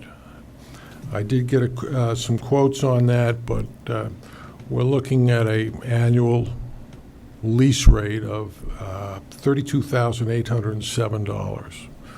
That does include delivery, setup, some soft costs such as accessibility ramps, but it does not include hookups to sewer and electricity. That would be a cost that would be placed upon town services to do that connection. The other option that's out there that's become available recently is the old post office. not the new post office, but the old one. That consists of about 7,700 square feet. It's a two-floor structure. That, from talking with the owners, I understand is available for about $12 a square foot. I was told around $7,000 a month. That's $84,000, and it comes out about $12 a square foot. But that certainly would be more than what's required for the 5 individuals. At 7,700 square feet, we may want to consider looking at some of the core departments, for example, either, and again, administration, finance, land use, such as planning, conservation, inspections. Typically, those things are done. But that's out there. It's in the center of town. My understanding is it would become available in a fairly short period of time. There would be some alterations that need to be done. The basement's not accessible. I did go out there with Mr. Cutler and Mr. Hill, and we took a good look at that and how we could make it comply with some of these standards, and it could be done. That is leased furnished, as I'm told. So I don't know if you've been over there, or we probably could arrange something, but that's out there. Going back to the first option, it would not be a disruption of services to get people out. But moving a larger group over, we'd have to consider the disruption of services that would be involved. And I don't know how to put a price on that value, but certainly it's something that we really have to consider. Do we want to do that? But that's out there. At the request of the chair, I did look at some of the office space that's available through within the town, and you have that at the back of your memo that I sent, just to give you some comparable costs. Bill, we could just, if I could ask you a question. Sure. If the old post office area there, if we were to, do they want to rent the whole thing or part of it? I'm saying, you have the option of, the double wide at 30 grand plus, the hookups are only 50 grand a year probably when it's all said and done, after 30 after you hook it up. Has there been any discussion about, part of that building being leased for the? No, we haven't entered in any negotiations with them, Mark. We did reach out to the architectural firm that we've been dealing with for some cost estimates if we wanted to proceed with that. And I think I'd have to look back, but I think they thought something like an initial cost of $2,500 to explore what could be done if some of it was just going to be used for storage. I'm going to back up. I meant the old not the old post office, the old post office. The old post office. We haven't entered in negotiations whether they want the first floor, 2 floors. I'm assuming they'd want to. I've been told there'd be lease with an option to buy, but we haven't really entered in any discussions with them. So, thank you. Okay. Unit prices. I learned a lot about real estate and dealing with this. Some of these unit prices that I'm showing you on this sheet have little terms next to them called gross and triple net, and I had no idea what that meant until I reached out and talked to a realtor. The costs that you see advertised, for example, 25 Forbes Boulevard's available.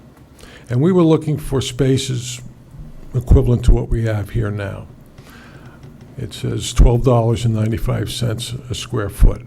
But that's not the final cost. There's a term called triple net. And as I understand, triple net would include things like electricity, maintenance fees, snow plowing. So you have to add on to that. Gross is a little bit more all-inclusive. It may not include utilities, but it usually includes maintenance costs. I was told all these figures that I've given you do include, except for the Chestnut Green one, does include fit-out costs. The buildings are of open space design. The downside is Some of them are right on the Mansfield border, other ones are in the Foxborough Industrial Park. They're not in the center of town. And I think you've heard before, there was a concern about keeping Town Hall here. Certainly would be a disruption of services and a serious cost with bringing those out, moving all the services and communications and utilities to a facility outside the center. But this is what I put together. It's out there. It's obviously we need to do something immediate with the employees downstairs and to move forward with whether this be a renovation or whether it be a new building as the board is elected for, along with a permanent building committee. Relocation may be a requirement anyway. There may be some other options that we haven't explored that we should, where we don't have to relocate. But we need to put this in front of the voters and move forward and not be distracted by our naysayers. We have to do this. It needs to be done. I've been on committees for 17 years. Maybe 17 years is a long time. We need to move forward. Thank you. Thank you, Bill. Thanks, Bill. Bill, John, anything to add? No, actually, I got this at about 4 o'clock this afternoon, so I have to digest it. Yeah. But, one other question. The owner of the old post office, is he agreeable to have folks walk through? He may be here. He's here. If you- He is? Oh, okay. Is Mr. Olson here? Eric McKenzie's here. Oh, Eric's Okay, here. We're in agreement. Okay, because I may want to do that. Yeah, it's worth a walk through because it is a fairly nice building and it's not far away. I took a tour a couple weeks ago, and, the building's in very good condition. I think size-wise may not fit the entire town hall, but, it's a very nice building. Well, I've been to many a town, especially nowadays, where they've split town hall in half. Some towns have the building department and the water department, and everything at the town yard, like Sharon. And then some towns have, the other departments at town hall.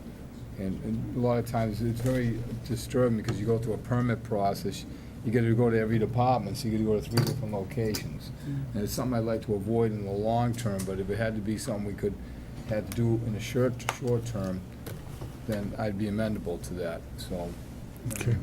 If there's a place that would lease half of what we need here, or whatever, we have to split the group up for a little while, it might be an option, I don't know, but, It is an option. but then we'd also talked, Bill, about some coring samples of the parking lot. Is that something we can discuss at all, or? Yes, there was another idea floated out there as a third option to the renovation, new construction of a town hall in its present location. And we discussed the possibility of constructing the new building in the parking lot, completing it, and then those occupants in this building would move over, which would provide for, it wouldn't be a disruption of services, and you would save on relocation costs. So that's out there. Some of the drawbacks or the concerns that I've heard, and they may be legitimate, is that, well, there used to be the old center school out there and they demolished it. Yep.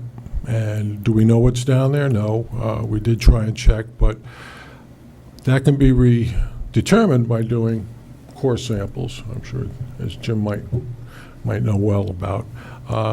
Core samples and an analysis and a report are about $1,000 a test hole right now. I don't know how many are out there or how many have to be done, 6, 8, 12, but that'll give you an idea of what that would cost. But again, by doing something like that, that would save on relocation costs. Some of the other concern about doing that was, well, we need to go in front of the zoning board for various variances or special permits, but you're going to need to do that anyway with what was presented on expanding this building.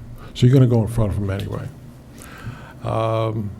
There was another concern that, well, the construction's in the parking lot, this building's being occupied, that would make for a difficult situation for the public to come in. But my response to that was when they built the Ahern School, they built an addition on that building that would be larger than this one. And the children, the students were in school during that whole process. It happens everywhere. And you can't get any closer than an addition onto an existing building. So if it's a viable option, it's got to be explored. There may be some serious, some savings on that one. So. Jeannie?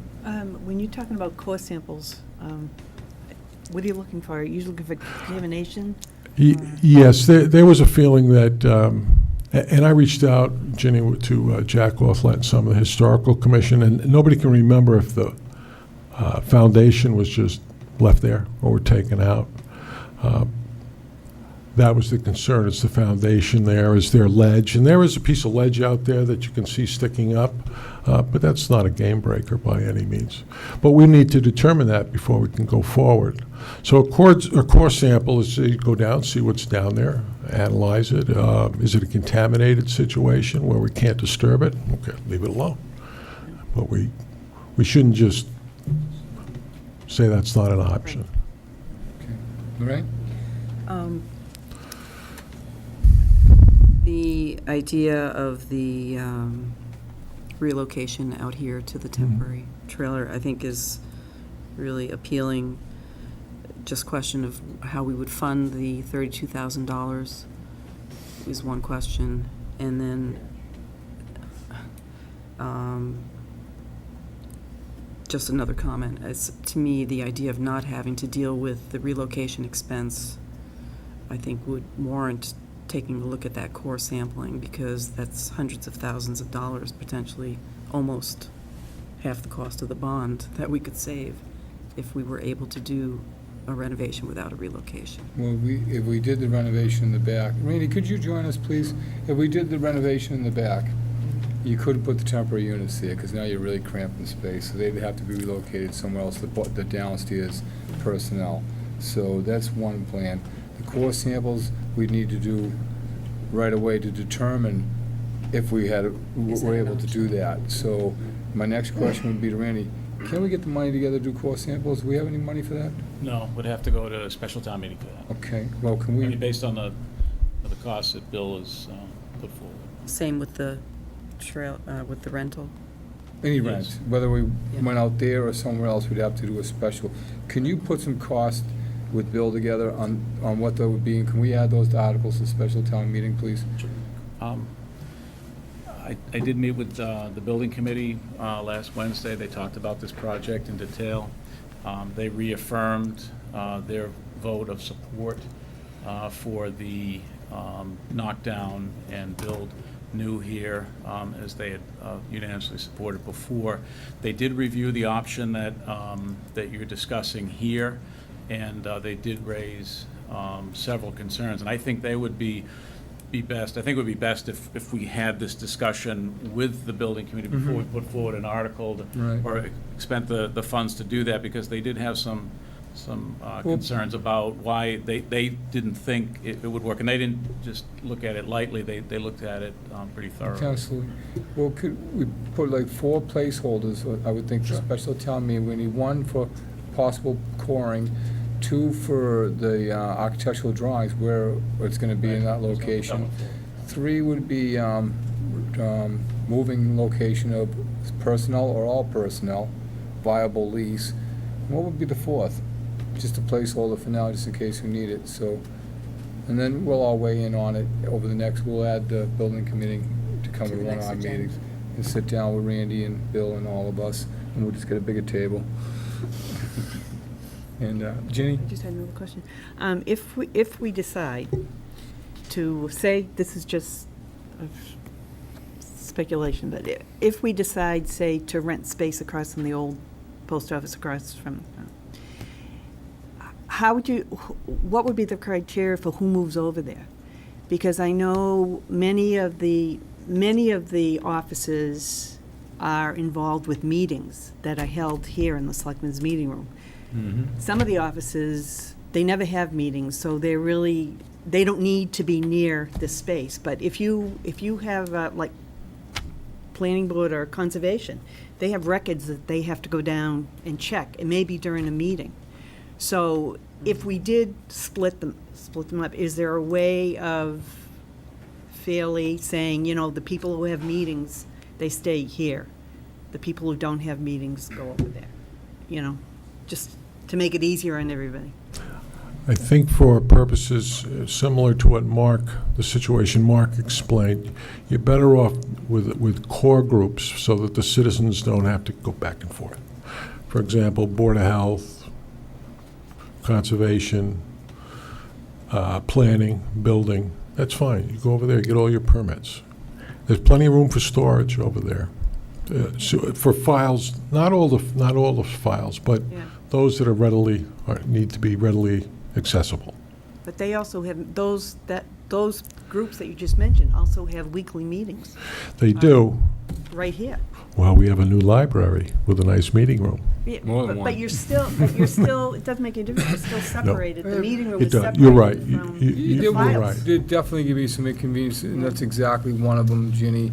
And people are just gonna have to do their due diligence to make sure they bring what they have to those meetings. And when you go to a ZBA meeting, you're bringing triplicate, 12 different, you've got everything with you. You really do. You go to the ZBA, you have to file it and put in the application with plans and all the permitting and everything. And everybody's got a packet, just like ours, and they've got it with them. And if there's a question, they just postpone it for the next meeting. There's another question that needs to be addressed, and that is the water sewer building. It's going to be, it's proposed to go down at Elm Street.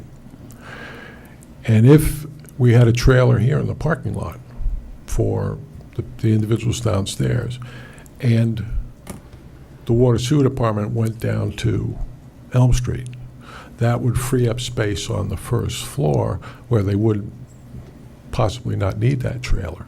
We could reconfigure what's up here for now. So that's also out there. Also, we've been batting back and forth the possibility of converting this space here into office space for the personnel downstairs. Move on meetings. I've already discussed with Jerry Cirillo the possibility of holding these meetings over at that space. The space currently isn't set up with cable, but we could also explore with the school using the media center for meetings on a temporary basis on nights that they're not going to be using it. So that's another alternative. If we're not able to do the trailer out in the parking lot, that would be one possible solution. So. Right, and we've talked about that. I was just gonna bring it up. Good call. Jimmy, you wanna add? At the CIP meeting, we talked about the water and sewer going to fall town meeting, so that's another placeholder for their expansion, and their plan based on the concepts that went through on the town hall development, whether it's new or renovated, intentionally did not include water and sewer. So they're leaving to go over to Elm Street based on fall town meeting.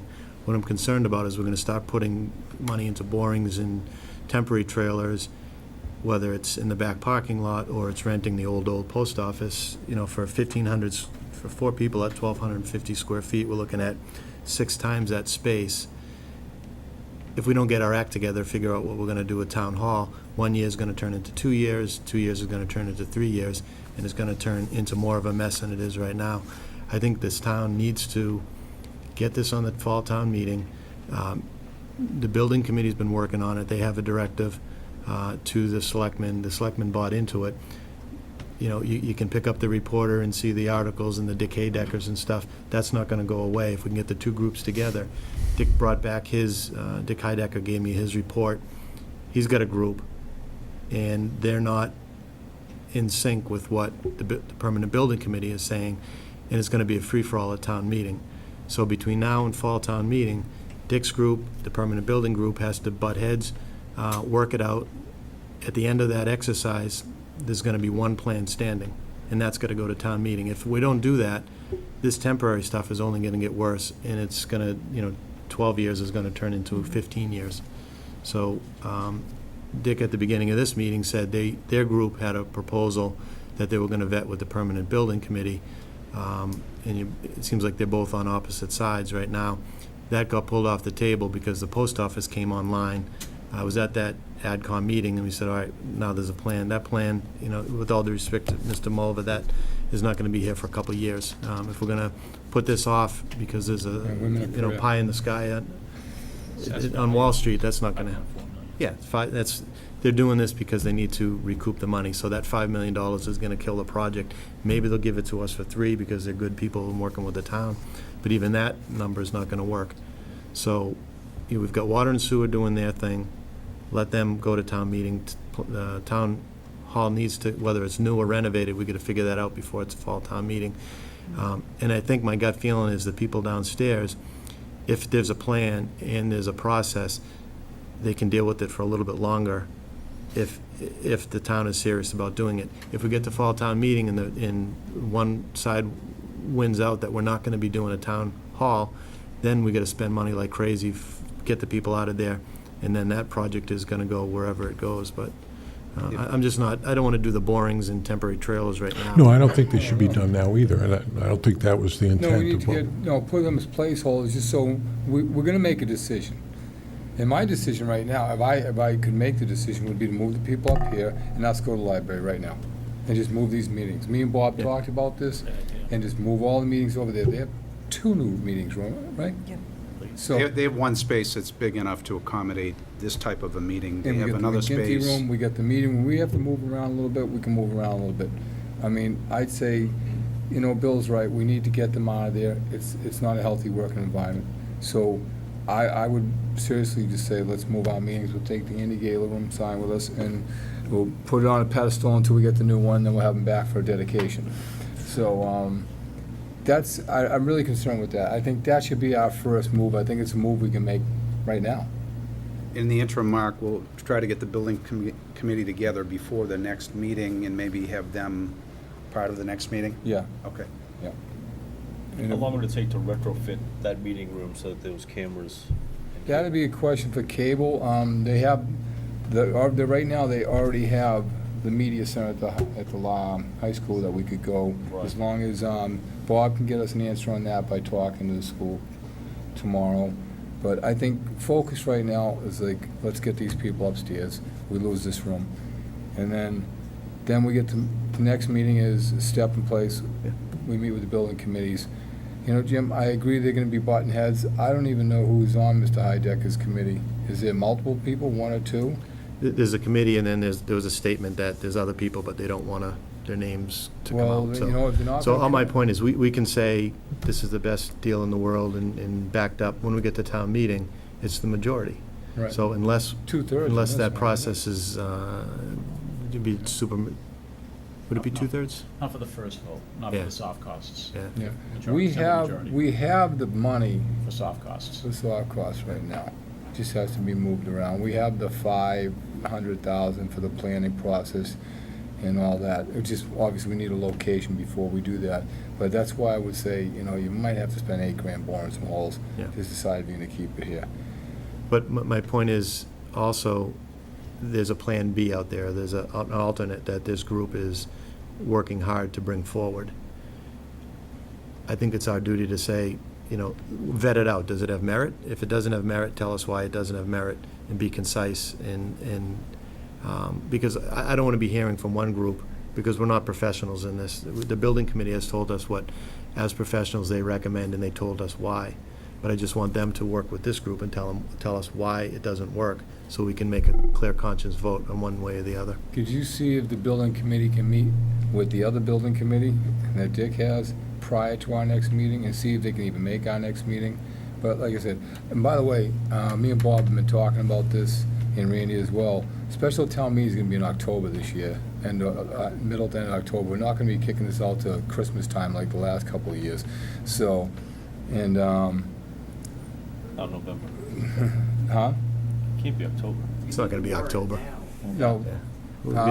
We get an advisory committee. Well, that right, just- no, I know, he's gonna, well, we only figured we're gonna have about 8 articles at this point in time. So it's not gonna be a 35 article thing. But I meant put the warrant out and have, in October, so we have you know, get it The one will go in advertised. October, the meeting will Right. be in early December. No, November.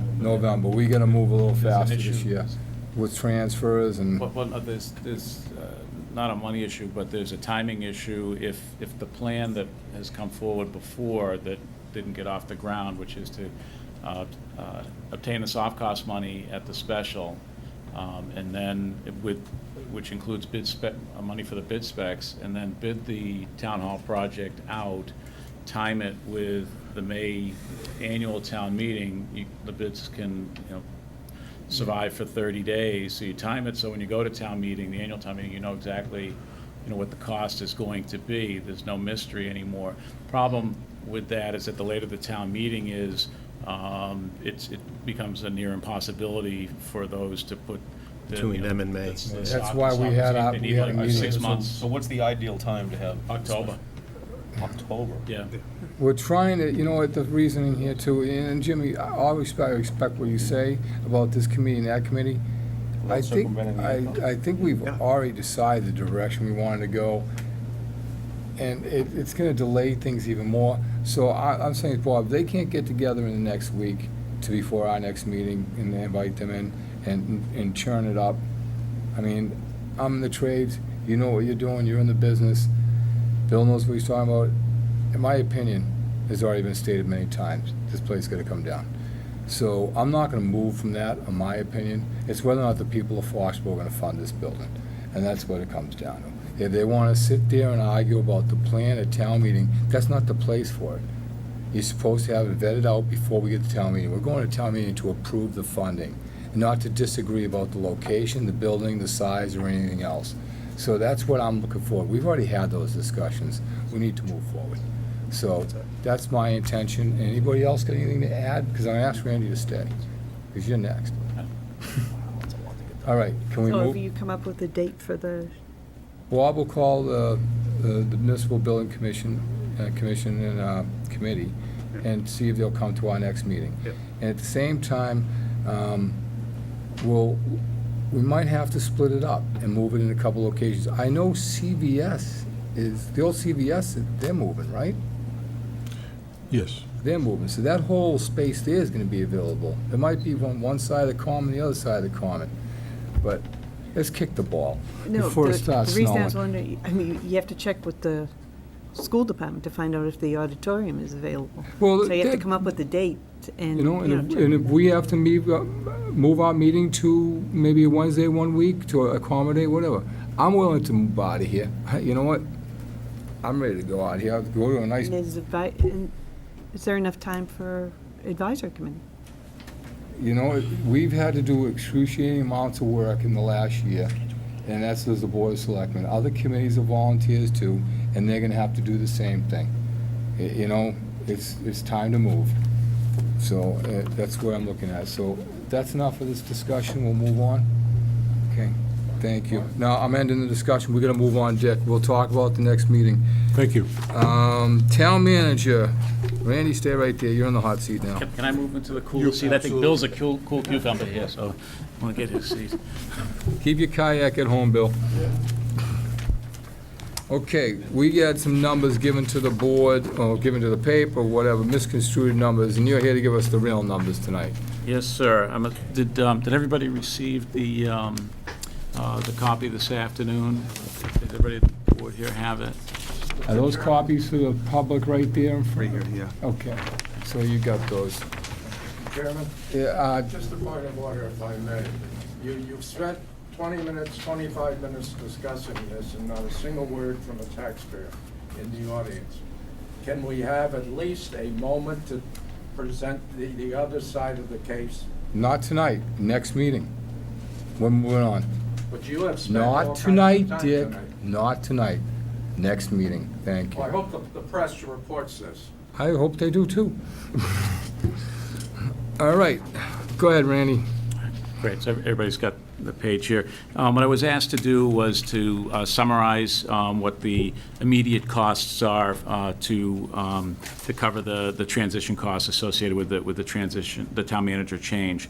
What I direct your attention to first is if you go over to the far right-hand column, total additional funding, the number on the bottom, 143,000. Yep. That's the total, not 500, not 200, et cetera. It's great when we all work together as a team here, and we're all sharing the information. The numbers tighten up nicely here. So that is the incremental costs. There's another incremental cost, but that's 2 years out. That's the pension funding, $18,715 in fiscal 16. But that's the immediate costs of fiscal 14 are approximately $143,000. And what I was going to do is just walk you through what they are and the suggested funding mechanisms. There's in essence 3 funding mechanisms for this. One being advisory committee transfer, another one being special town meeting appropriation, and as I believe you're familiar with, is the year-end transfer process, referred to as a town manager transfer process. It can only happen between May 15th, the end of the fiscal year, and July 15th, the beginning of the year. So there's 3 different options here, and this is a straw man recommendation. No pride of authorship here on how to do it. So I'm just going to start in the AdCom column. And I viewed the 2 items that you see here as sort of the most pressing, that probably shouldn't wait for funding, and so therefore there'd be a reason to meet with the advisory committee and make a request for these 2 items. The first one being just under $19,000 for the incremental cost for the acting town manager. A lot of that cost actually fits within the budget, so this is just a piece that doesn't fit within the budget. There are some other moving parts within the town manager budget. So working with Bob, we were able to get the number down to the smaller number here. Then the number at the bottom of the column, the 14,000, that's the estimate that was given to me to conduct a search using this particular group, the Collins Institute. I'm not sure where the board is yet on that. I believe you've got that coming up later on your agenda tonight. But those would be the 2 items that I would recommend going forward in requesting an advisory committee transfer. Certainly would be appropriate. There's certainly precedent for the search committee request from the AdCom. That's where the money came from the last time around as well. And certainly this is certainly meets, in my opinion, the extraordinary unforeseen circumstances. So in essence, an ask of just under $33,000 from the advisory committee. There's a $75,000 reserve fund there. So certainly could handle that.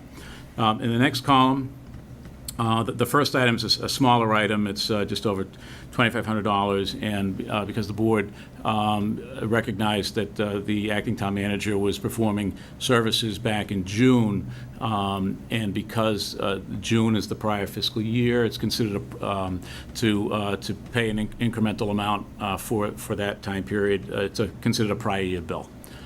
So it just requires a vote of a town meeting, that particular item.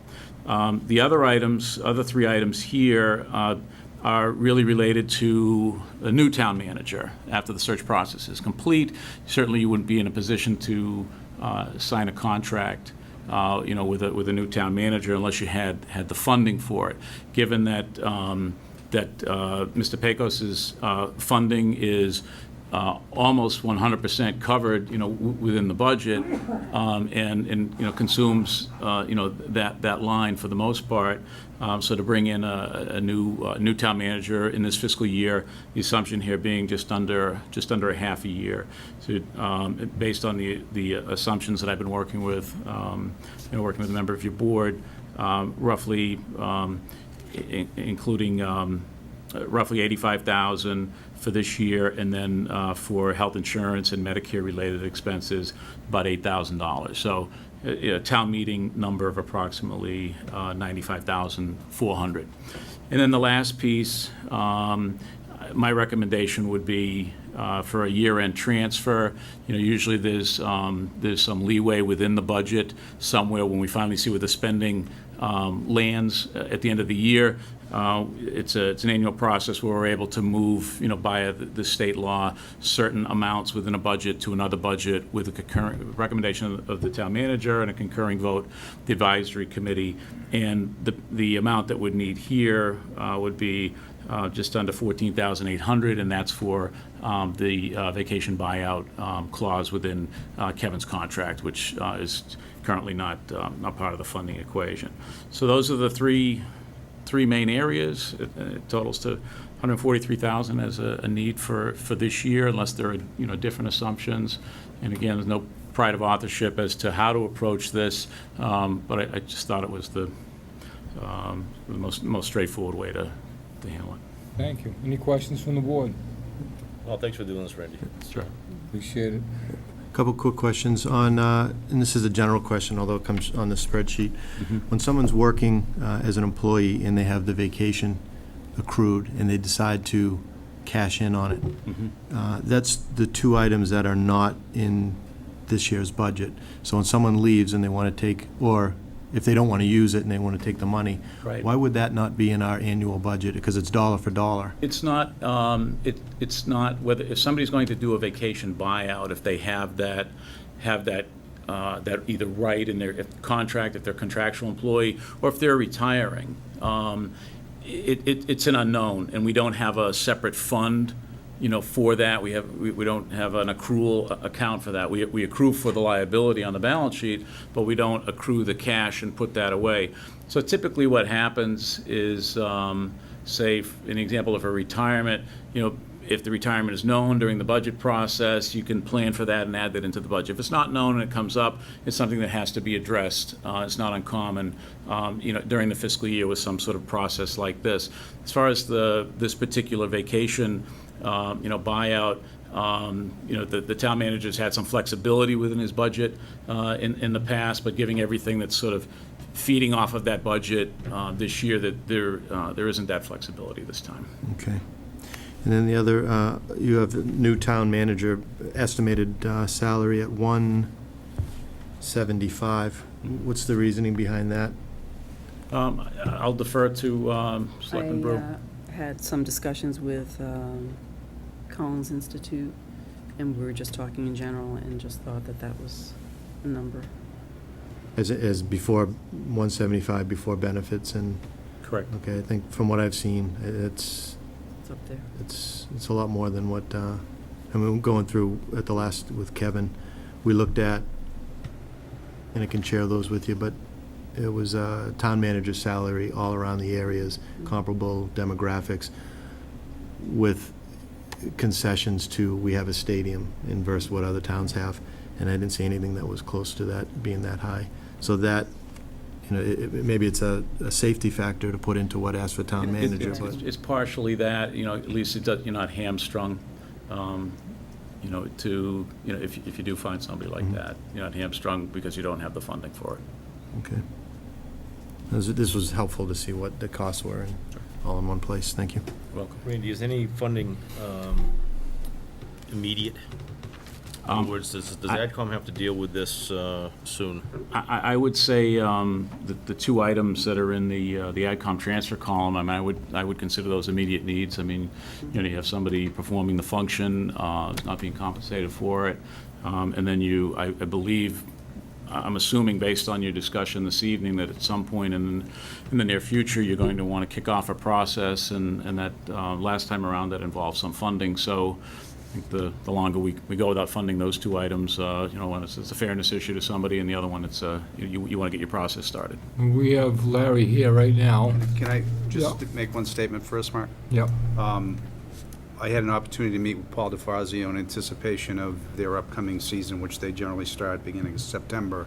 And Mr. DeFazio has asked Randy and I to address their committee with regard to, operations and things like that. Randy's done it over the years for the AdCom every year, and yeah. So I did mention to him that some of these AdCom transfer requests would be coming, and that we were hoping to do something in the beginning of September, for first, second week, when they get up and operational. And there've been some new members just appointed to the board by Mr. Spillane, the moderator, and so Mr. DeFazio is prepared to do that, I believe. And, you know, Larry can address some of those issues, but I just wanted to... Okay, so the process has begun? Yes. Okay. I think our first meeting is scheduled for September 11th. Okay. Good day. 11th anniversary this year, too. Right, right. Okay. Jimmy, Lorraine? Just a question, we had talked about some potential additional help in the town clerk's office to help backfill. Is that not being considered anymore? That is, and Randy and I went through that, and some of that is absorbed into that budget. There will be some additional requests based on retirement that not affected this process.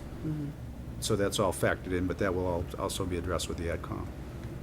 Okay, so that would be an additional transfer. But on top it's of actually, the funding for that itself, given the transitions that are happening within the affected departments here, the funding for that itself is actually intact. It's there because, you know, there are people, you know, moving and some savings.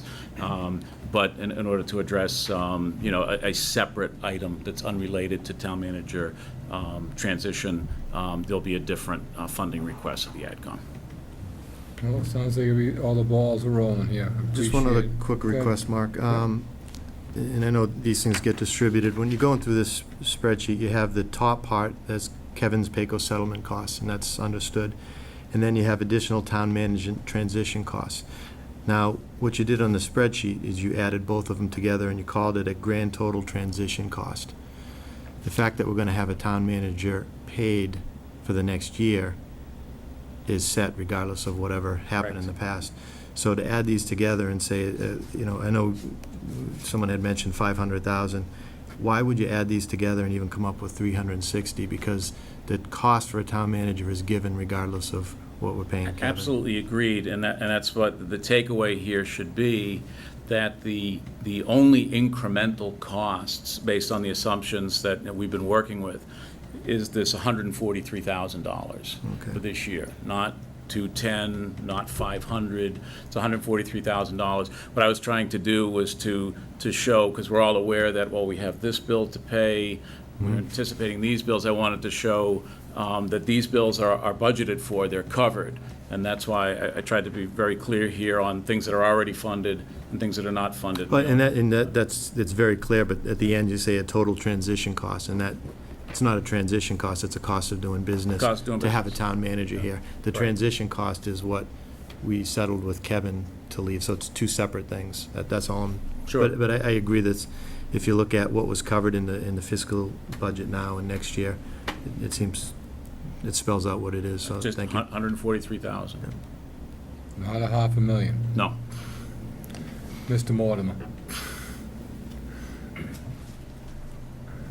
I was just letting you know it's not a $500,000, Frank. Since you're mentioning my name, Mark. Nice that you folks kept people waiting out there for 3 nights in a row, waiting and waiting and waiting. And we waited, and then we came in here, and you announced this momentous decision. And we asked you about the costs, and nobody around the room said they knew anything about the costs. So Mr. Mortimer and the press asked the question, and you folks ducked the question.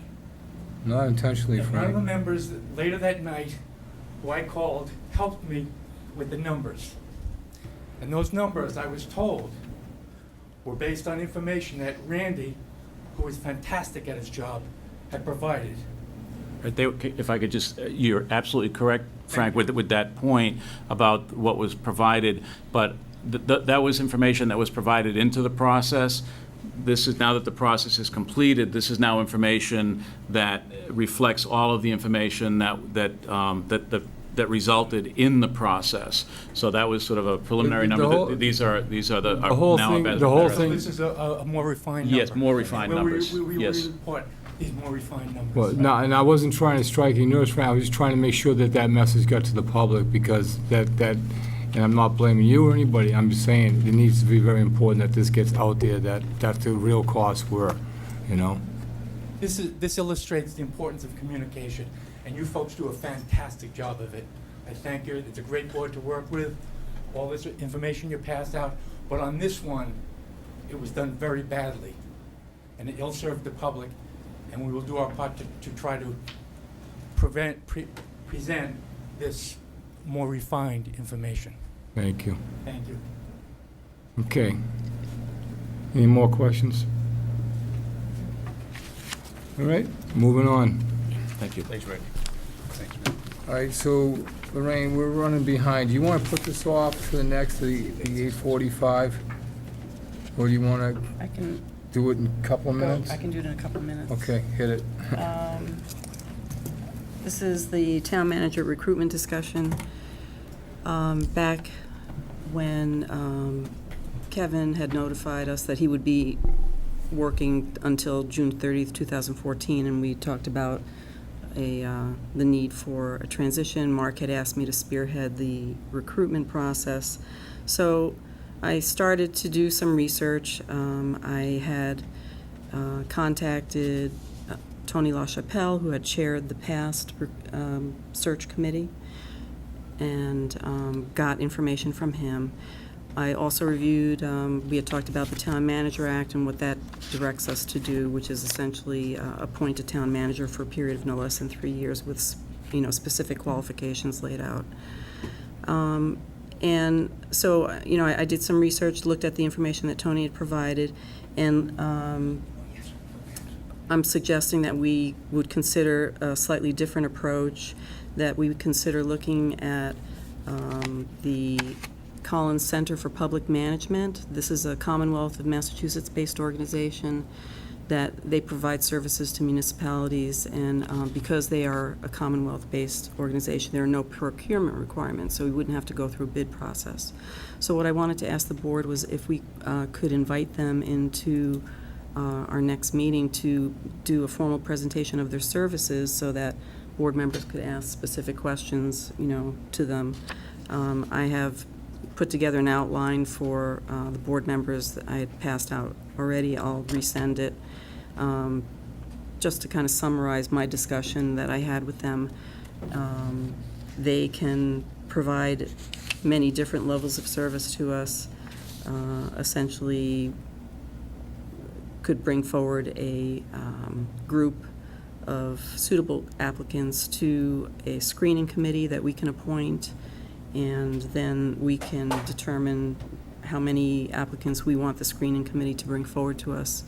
I know I've seen in the past the school committee will often bring forward one candidate to their board, but that would be for this board to decide. And the Collins Center, I like their approach as they described it, was that each one of us would be interviewed individually regarding the recruitment profile that they will develop, and then from that we can develop our process that is placed on the town website and for the public to see what we're looking for, and ensure that we have a really robust recruitment process.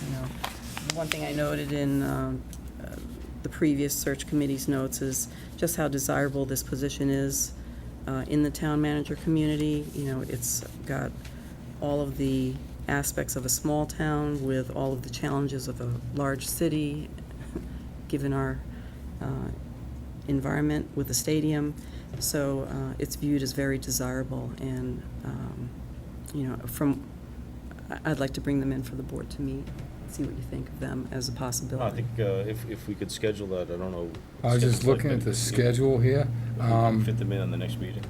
I think we might have to have an extra meeting, because I think the next meeting is going to be a little clogged with the building committees and all that, and we've got a lot on that agenda We already. talked about having just a separate meeting for this. Yeah, I said, so I'm thinking, is everybody around for the 10th is our next meeting, scheduled. September 3rd. Oh, the 3rd, sorry. So, and then the 17th will be the next one, scheduled. So does anybody want to squeeze one in on the 10th? Do the 10th. Jim, you okay? Yeah, I think so. I have training in It's my anniversary, but I'll be here. No. Jimmy had to do that last year. Kathy will understand. God. We don't have to, well, first of all, we have to see if the room's available. Took it to Iowa. And, Yeah, we just took back from Ireland, so we should be all right. Okay. well, now that everybody knows. Tell her I said. Can we see if the meeting, we'll talk tomorrow, the next day, see what rooms are available, maybe the media center, if this one's not available on this. We can make arrangements. Yeah, and see Yeah. what we can do, because we've really got an agenda building up now that we're kicking this town hall process, and special town meeting's gonna be early. It's gonna be Just a early. quick question, Lorraine, this was not the organization that we used during the last recruitment No, process? no, that was an No. individual. That was one individual that was individual retired. consultant. Tom Group. Right. Yeah. Okay. All right, so then we get action, I've got a patient man waiting out here So, for, let me just ask, so you let me okay. know if that's a good date, and then I well, can contact them? I'll talk to Bob, he's gonna check out for the meeting room, make sure nobody's in here on the 10th. Let me know, and then I can contact them. Yep. And, Thank you. Thank you, Lorraine. Thank you. All right, where's the action? We're all buried up here now. All right, I got the action. All right, because, Where are we at? let's go right to the letter from the Ponce Reservoir Committee.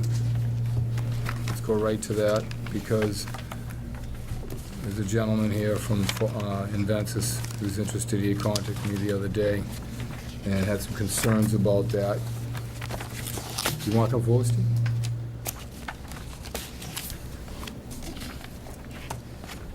No, you can sit down. Relax.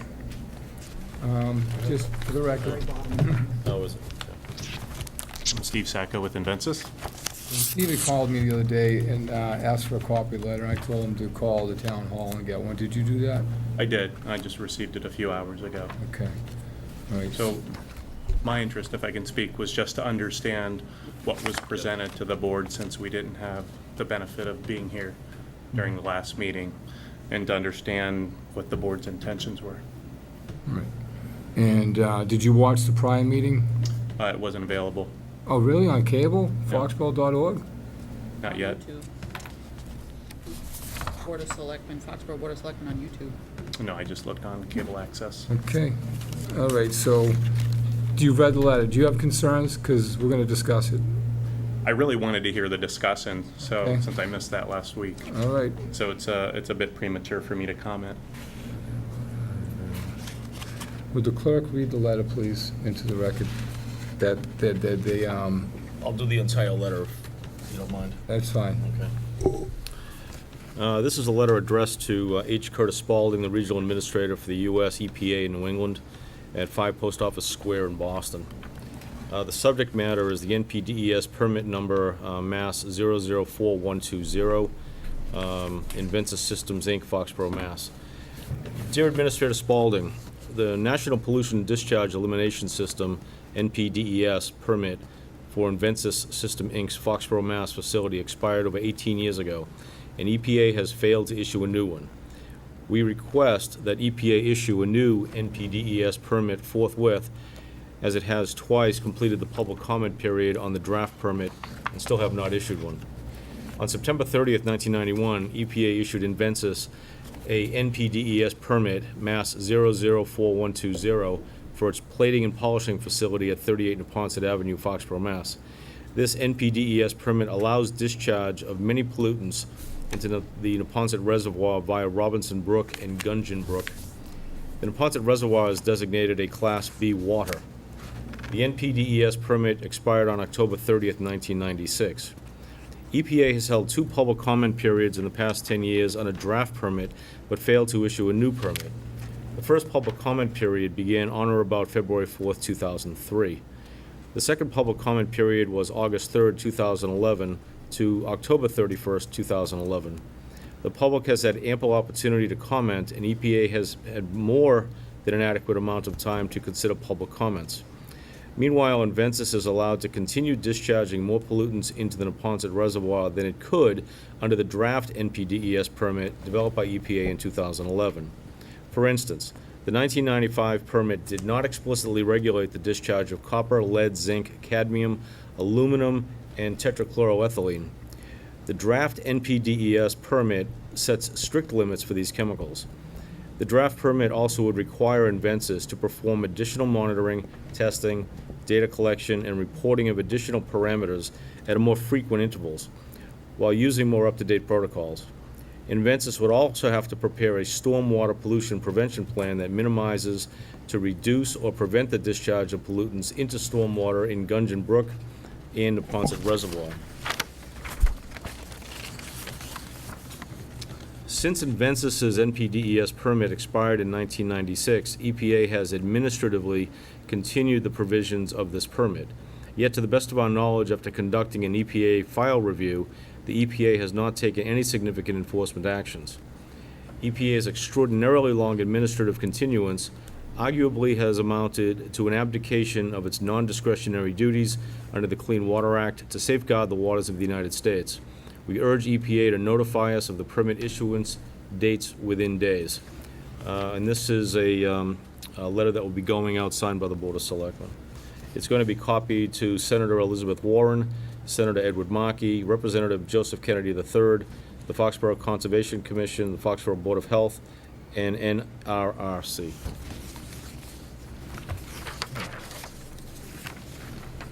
Does that raise concern for you? I think one of my main concerns, to be quite honest, is this somewhat came as a surprise to us. I know it's public information, it's public record, but we actually found out about it late last night. So we weren't really given the chance to understand what had been discussed during the last meeting, understand what promulgated this, or have any discussions. And currently, we're not in that position because our person who's the lead for this is on vacation. So I think I was more concerned about the timing, the process not being informed, more than anything. I can't dispute the facts in the letter. EPA has not issued the permit. I think, you know, that's a fact. A lot of people are frustrated with that. What I would say is that we have always complied with our permit regulations. We've been regulated by the federal agency, and we've always been a good corporate citizen. So we'll continue to work with the EPA to do whatever we need to do to maintain compliance. And Mr. DeVellis brought that up at the last meeting. You had mentioned you brought something up and. Yeah, we toned down the letter a little bit. We didn't want it, it wasn't brought to us with malice or contempt to catch you guys off surprise, and it wasn't really intended directly to you. Basically, in 1996, 16 years ago or so, when it expired, the EPA has administrative rights to kind of continue it until they issued a new permit. Since then, the rules have changed. So either the regulatory of what you can put in there or the amounts have changed. So they've had two public permit processes where they got comments, and I think the NRRC is just sending this out of a little frustration, not so much with you, because you're complying with what was done from 1996. There are a whole bunch of new regulations out there that may have you do different things. And because nobody's acted from the EPA since 1996 and all these years, even though the public process, they ask for comments and do nothing, basically it's saying, hey guys, we're fed up with this. And it's addressed to them, copied to you. Any language that you're doing something that you're not supposed to be doing, we made sure is not in that letter, because I don't think you're doing that based on the facts of the regulations. Correct. So, you know, we comply with our permit that's currently under unfortunately, effect, it's not a draft permit that's under discussion. Correct. So the And if and 1996 when that rules. gets finalized, then certainly we will move to be in compliance with Correct. that. So I think this letter is to the EPA saying, finalize it, because as you know, the EPA regulations changed, but so isn't the the SWIP, Stormwater Prevention Plan requirements have changed drastically since '96. So if these new regulations are in effect and your permit is, you might be having to do other stuff, so. Yeah. So. Right. So I came here tonight just to understand the discussion. Great. Thank you. So, go ahead, John. I don't think if the EPA did issue this permit, this wouldn't negatively impact your business. Oh, it would. It would? It would have a tremendous cost impact to our business. Can you tell us how? Again, my expert is on vacation this week, and that's something we'd be happy to talk about separately. Okay. Should we set up a meeting before we go forward with this? I'm asked, Jim, you're the expert on this. I mean, from what I know of the EPA and the requirements, this is factual. Yeah. And it's been a long time coming.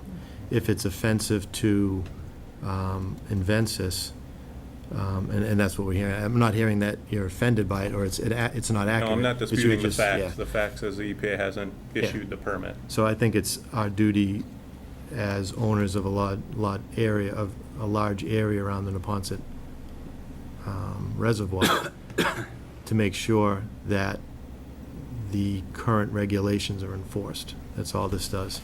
And it Okay. basically says, EPA, please do what you're supposed to be doing. And then the fallout, whatever that is out of our hands, it's out of your hands. It's basically what the new regulations are. So I don't have a problem signing this unless you're bringing to our attention that something's not accurate. No, I'm not disputing that. So, and this will be I the third agree time with we've that discussed premise. this. Okay. So That's staying within the boundaries of the spirit of the letter. Okay. Anybody else? Okay, I'll entertain a motion on the action. Well, I think we've already voted to sign this. Oh, we did? Well, Yeah. Based I thought we upon, tabled it. changes that were to be made, those changes have been Okay. made, All and right. they're reflective of what's in this letter now. And the changes were basically to take out matters that may be offensive to your group. So there were 2 or 3 changes to the letter. Yeah, and some litigious overtones Yeah. on it that Right. we didn't think was necessary. Right. Okay. All right, send it. Thanks. Thank you very much. Thank you. Okay, want to take over? We haven't done the minutes. Number 1, we have done 2, and we've done 7. 1 through 6. Sure. I'll go backwards.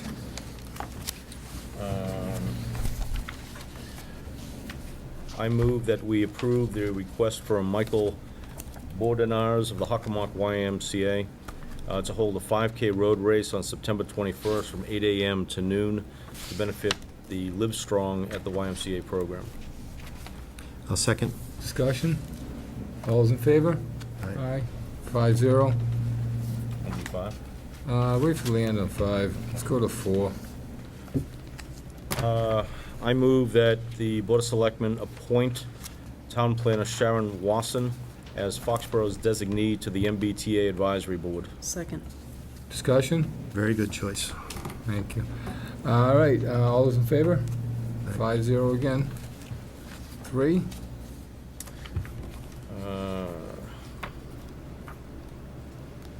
Was this for information only?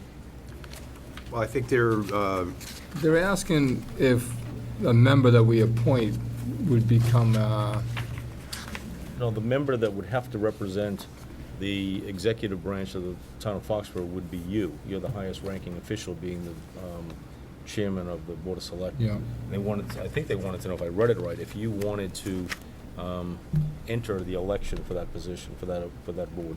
not at all. I didn't think so. I second that. I don't Whatever think in the the board past is. that we've actually had nominations come from the board. Right, I don't think there has ever been Right.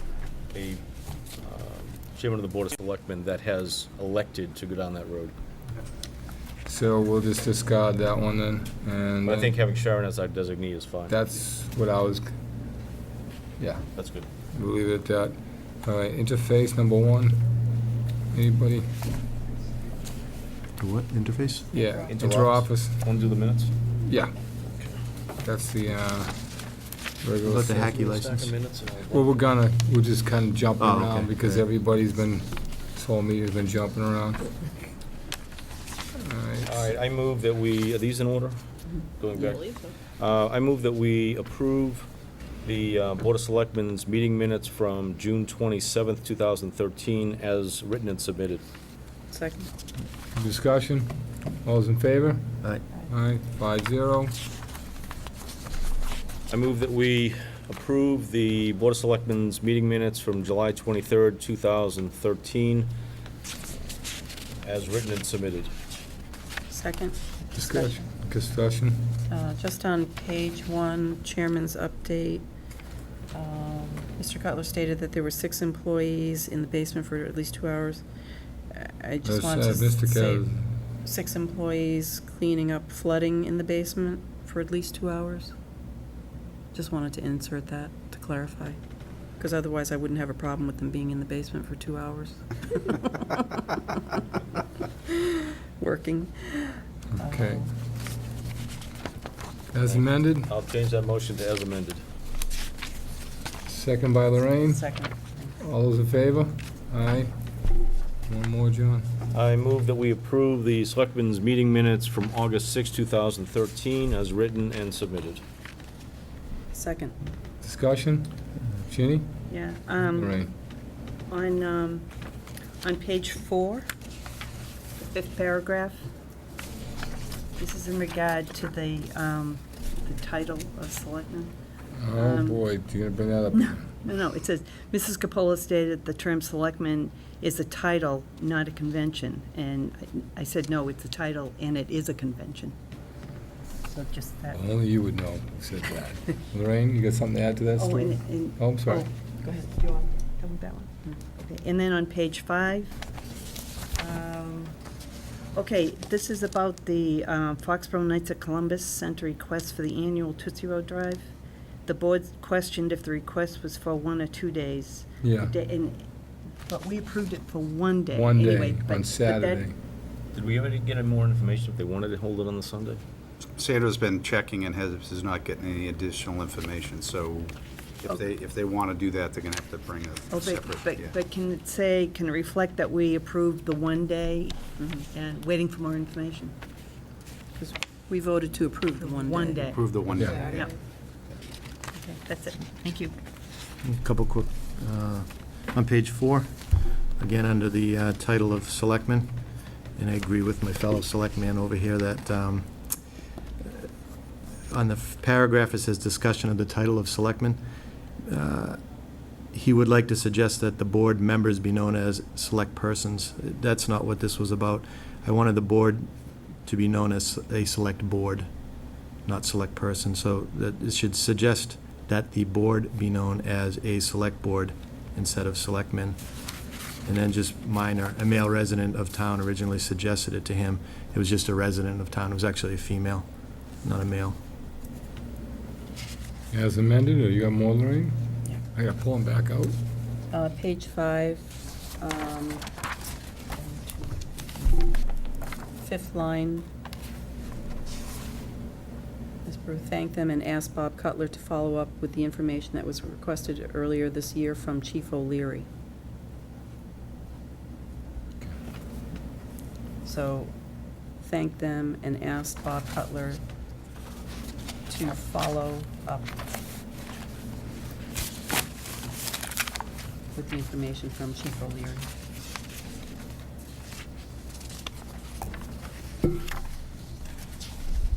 Anything else? All those in favor, as amended? 5-0. Okay, and then we got number 5, right? We have a request to issue a new Hackney license to Kingsley, Afoso, and Pofo of Morris Cab of Foxborough. This individual would be replacing, and you may recall we did this about 2 months ago, Iadel Abbas Faris. I guess Iadel Abbas Faris has a change of heart and no longer wants the position. So he's asking for Kingsley, Afoso, and Pofo to be a substitute driver when he's on vacation or after hours. Right. We did approve this initial application, and I'm just thinking for housekeeping purposes, we may want to rescind this and then approve this one. I've never had to rescind a Hackey's license, Bob. Any guidance? I don't remember having to do that, and I'm not sure if the initial, when you talked with Sandra about this, did she indicate that the actual license had been issued? You know, I'm not sure because I know they have to go through a query check. Yeah.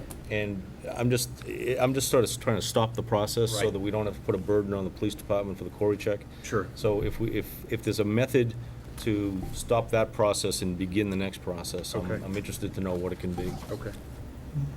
So if you want to put this action item off, I'll check into what's happened with the prior license.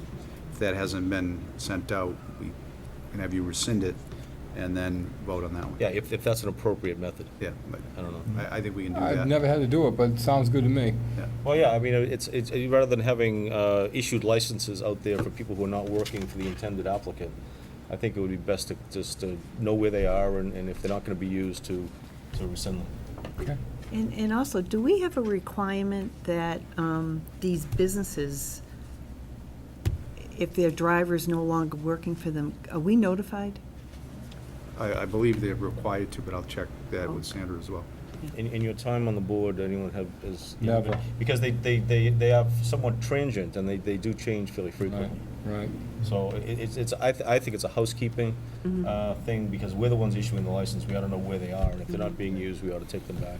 Okay, good point. So you And want to also table this, or just, go ahead, James. Just a minor, we've been calling these hacky licenses, and we've talked about it before. It is hackney. There's no such thing as hacky license. It's a term, I don't know where it came from, but it's Hackney. Right. So I said that in the first meeting, and Yeah. people said, but I think Sandra said that years ago, an attorney actually advised them to use that phrase, and it's stuck ever since. Yeah, But I- hackney is the proper term. I did the Google search, and then through the entire world, It's hacky is hackneyed. only for Foxborough. Correct. Believe it or not. There is meaning We to have to hacky. put that on a special town meeting to change that. That's right, yeah. Okay, so we're gonna table that, or we're gonna vote on it for you to, Well, I think I would suggest you, table it and, we could do that. yeah. yeah, so we'll just table that. So we're done with that. Okay. All right, and then, Out. we are not going to come back into regular session tonight, and I don't want to keep anybody hanging out for no reason at all. The executive session minutes, we are going to review some tonight, but there's too much for us to review and release tonight, so that'll probably not take place at the next meeting. I'm not saying that for sure, but we don't even have counsel here yet, whether he's coming or making, I'm going to go call him now. And the town manager settlement statement? Yes. Mr. Chairman, I do have Leo? information concerning that. I don't know whether you could recess for 1 minute, and I can share that with you. Sure, well, that's what my plan was, to recess Okay. for a minute, so, okay, so, but we're not coming back into open session, is what I'm saying. So we're gonna go into executive session for the stated reasons earlier. If you wanna make the motion, Lorraine, that'd be great. Motion to go into executive session for the review of executive session minutes and to conduct strategy sessions in preparation for negotiations with non-union personnel, or to conduct collective bargaining sessions or conduct negotiations with non-union personnel. Deputy Police Chief John Chandler, to adjourn from executive session and not to come Solely back. to adjourn. Solely to adjourn. Not to return to open session. Second? Yes, I'll second it, yeah. Okay, all's in favor? Roll call, James? Yes. Ginny? Yes. Lorraine? Yes. John? Yes. Mark, yes. Okay, we'll see you. Thank you. Good night, all.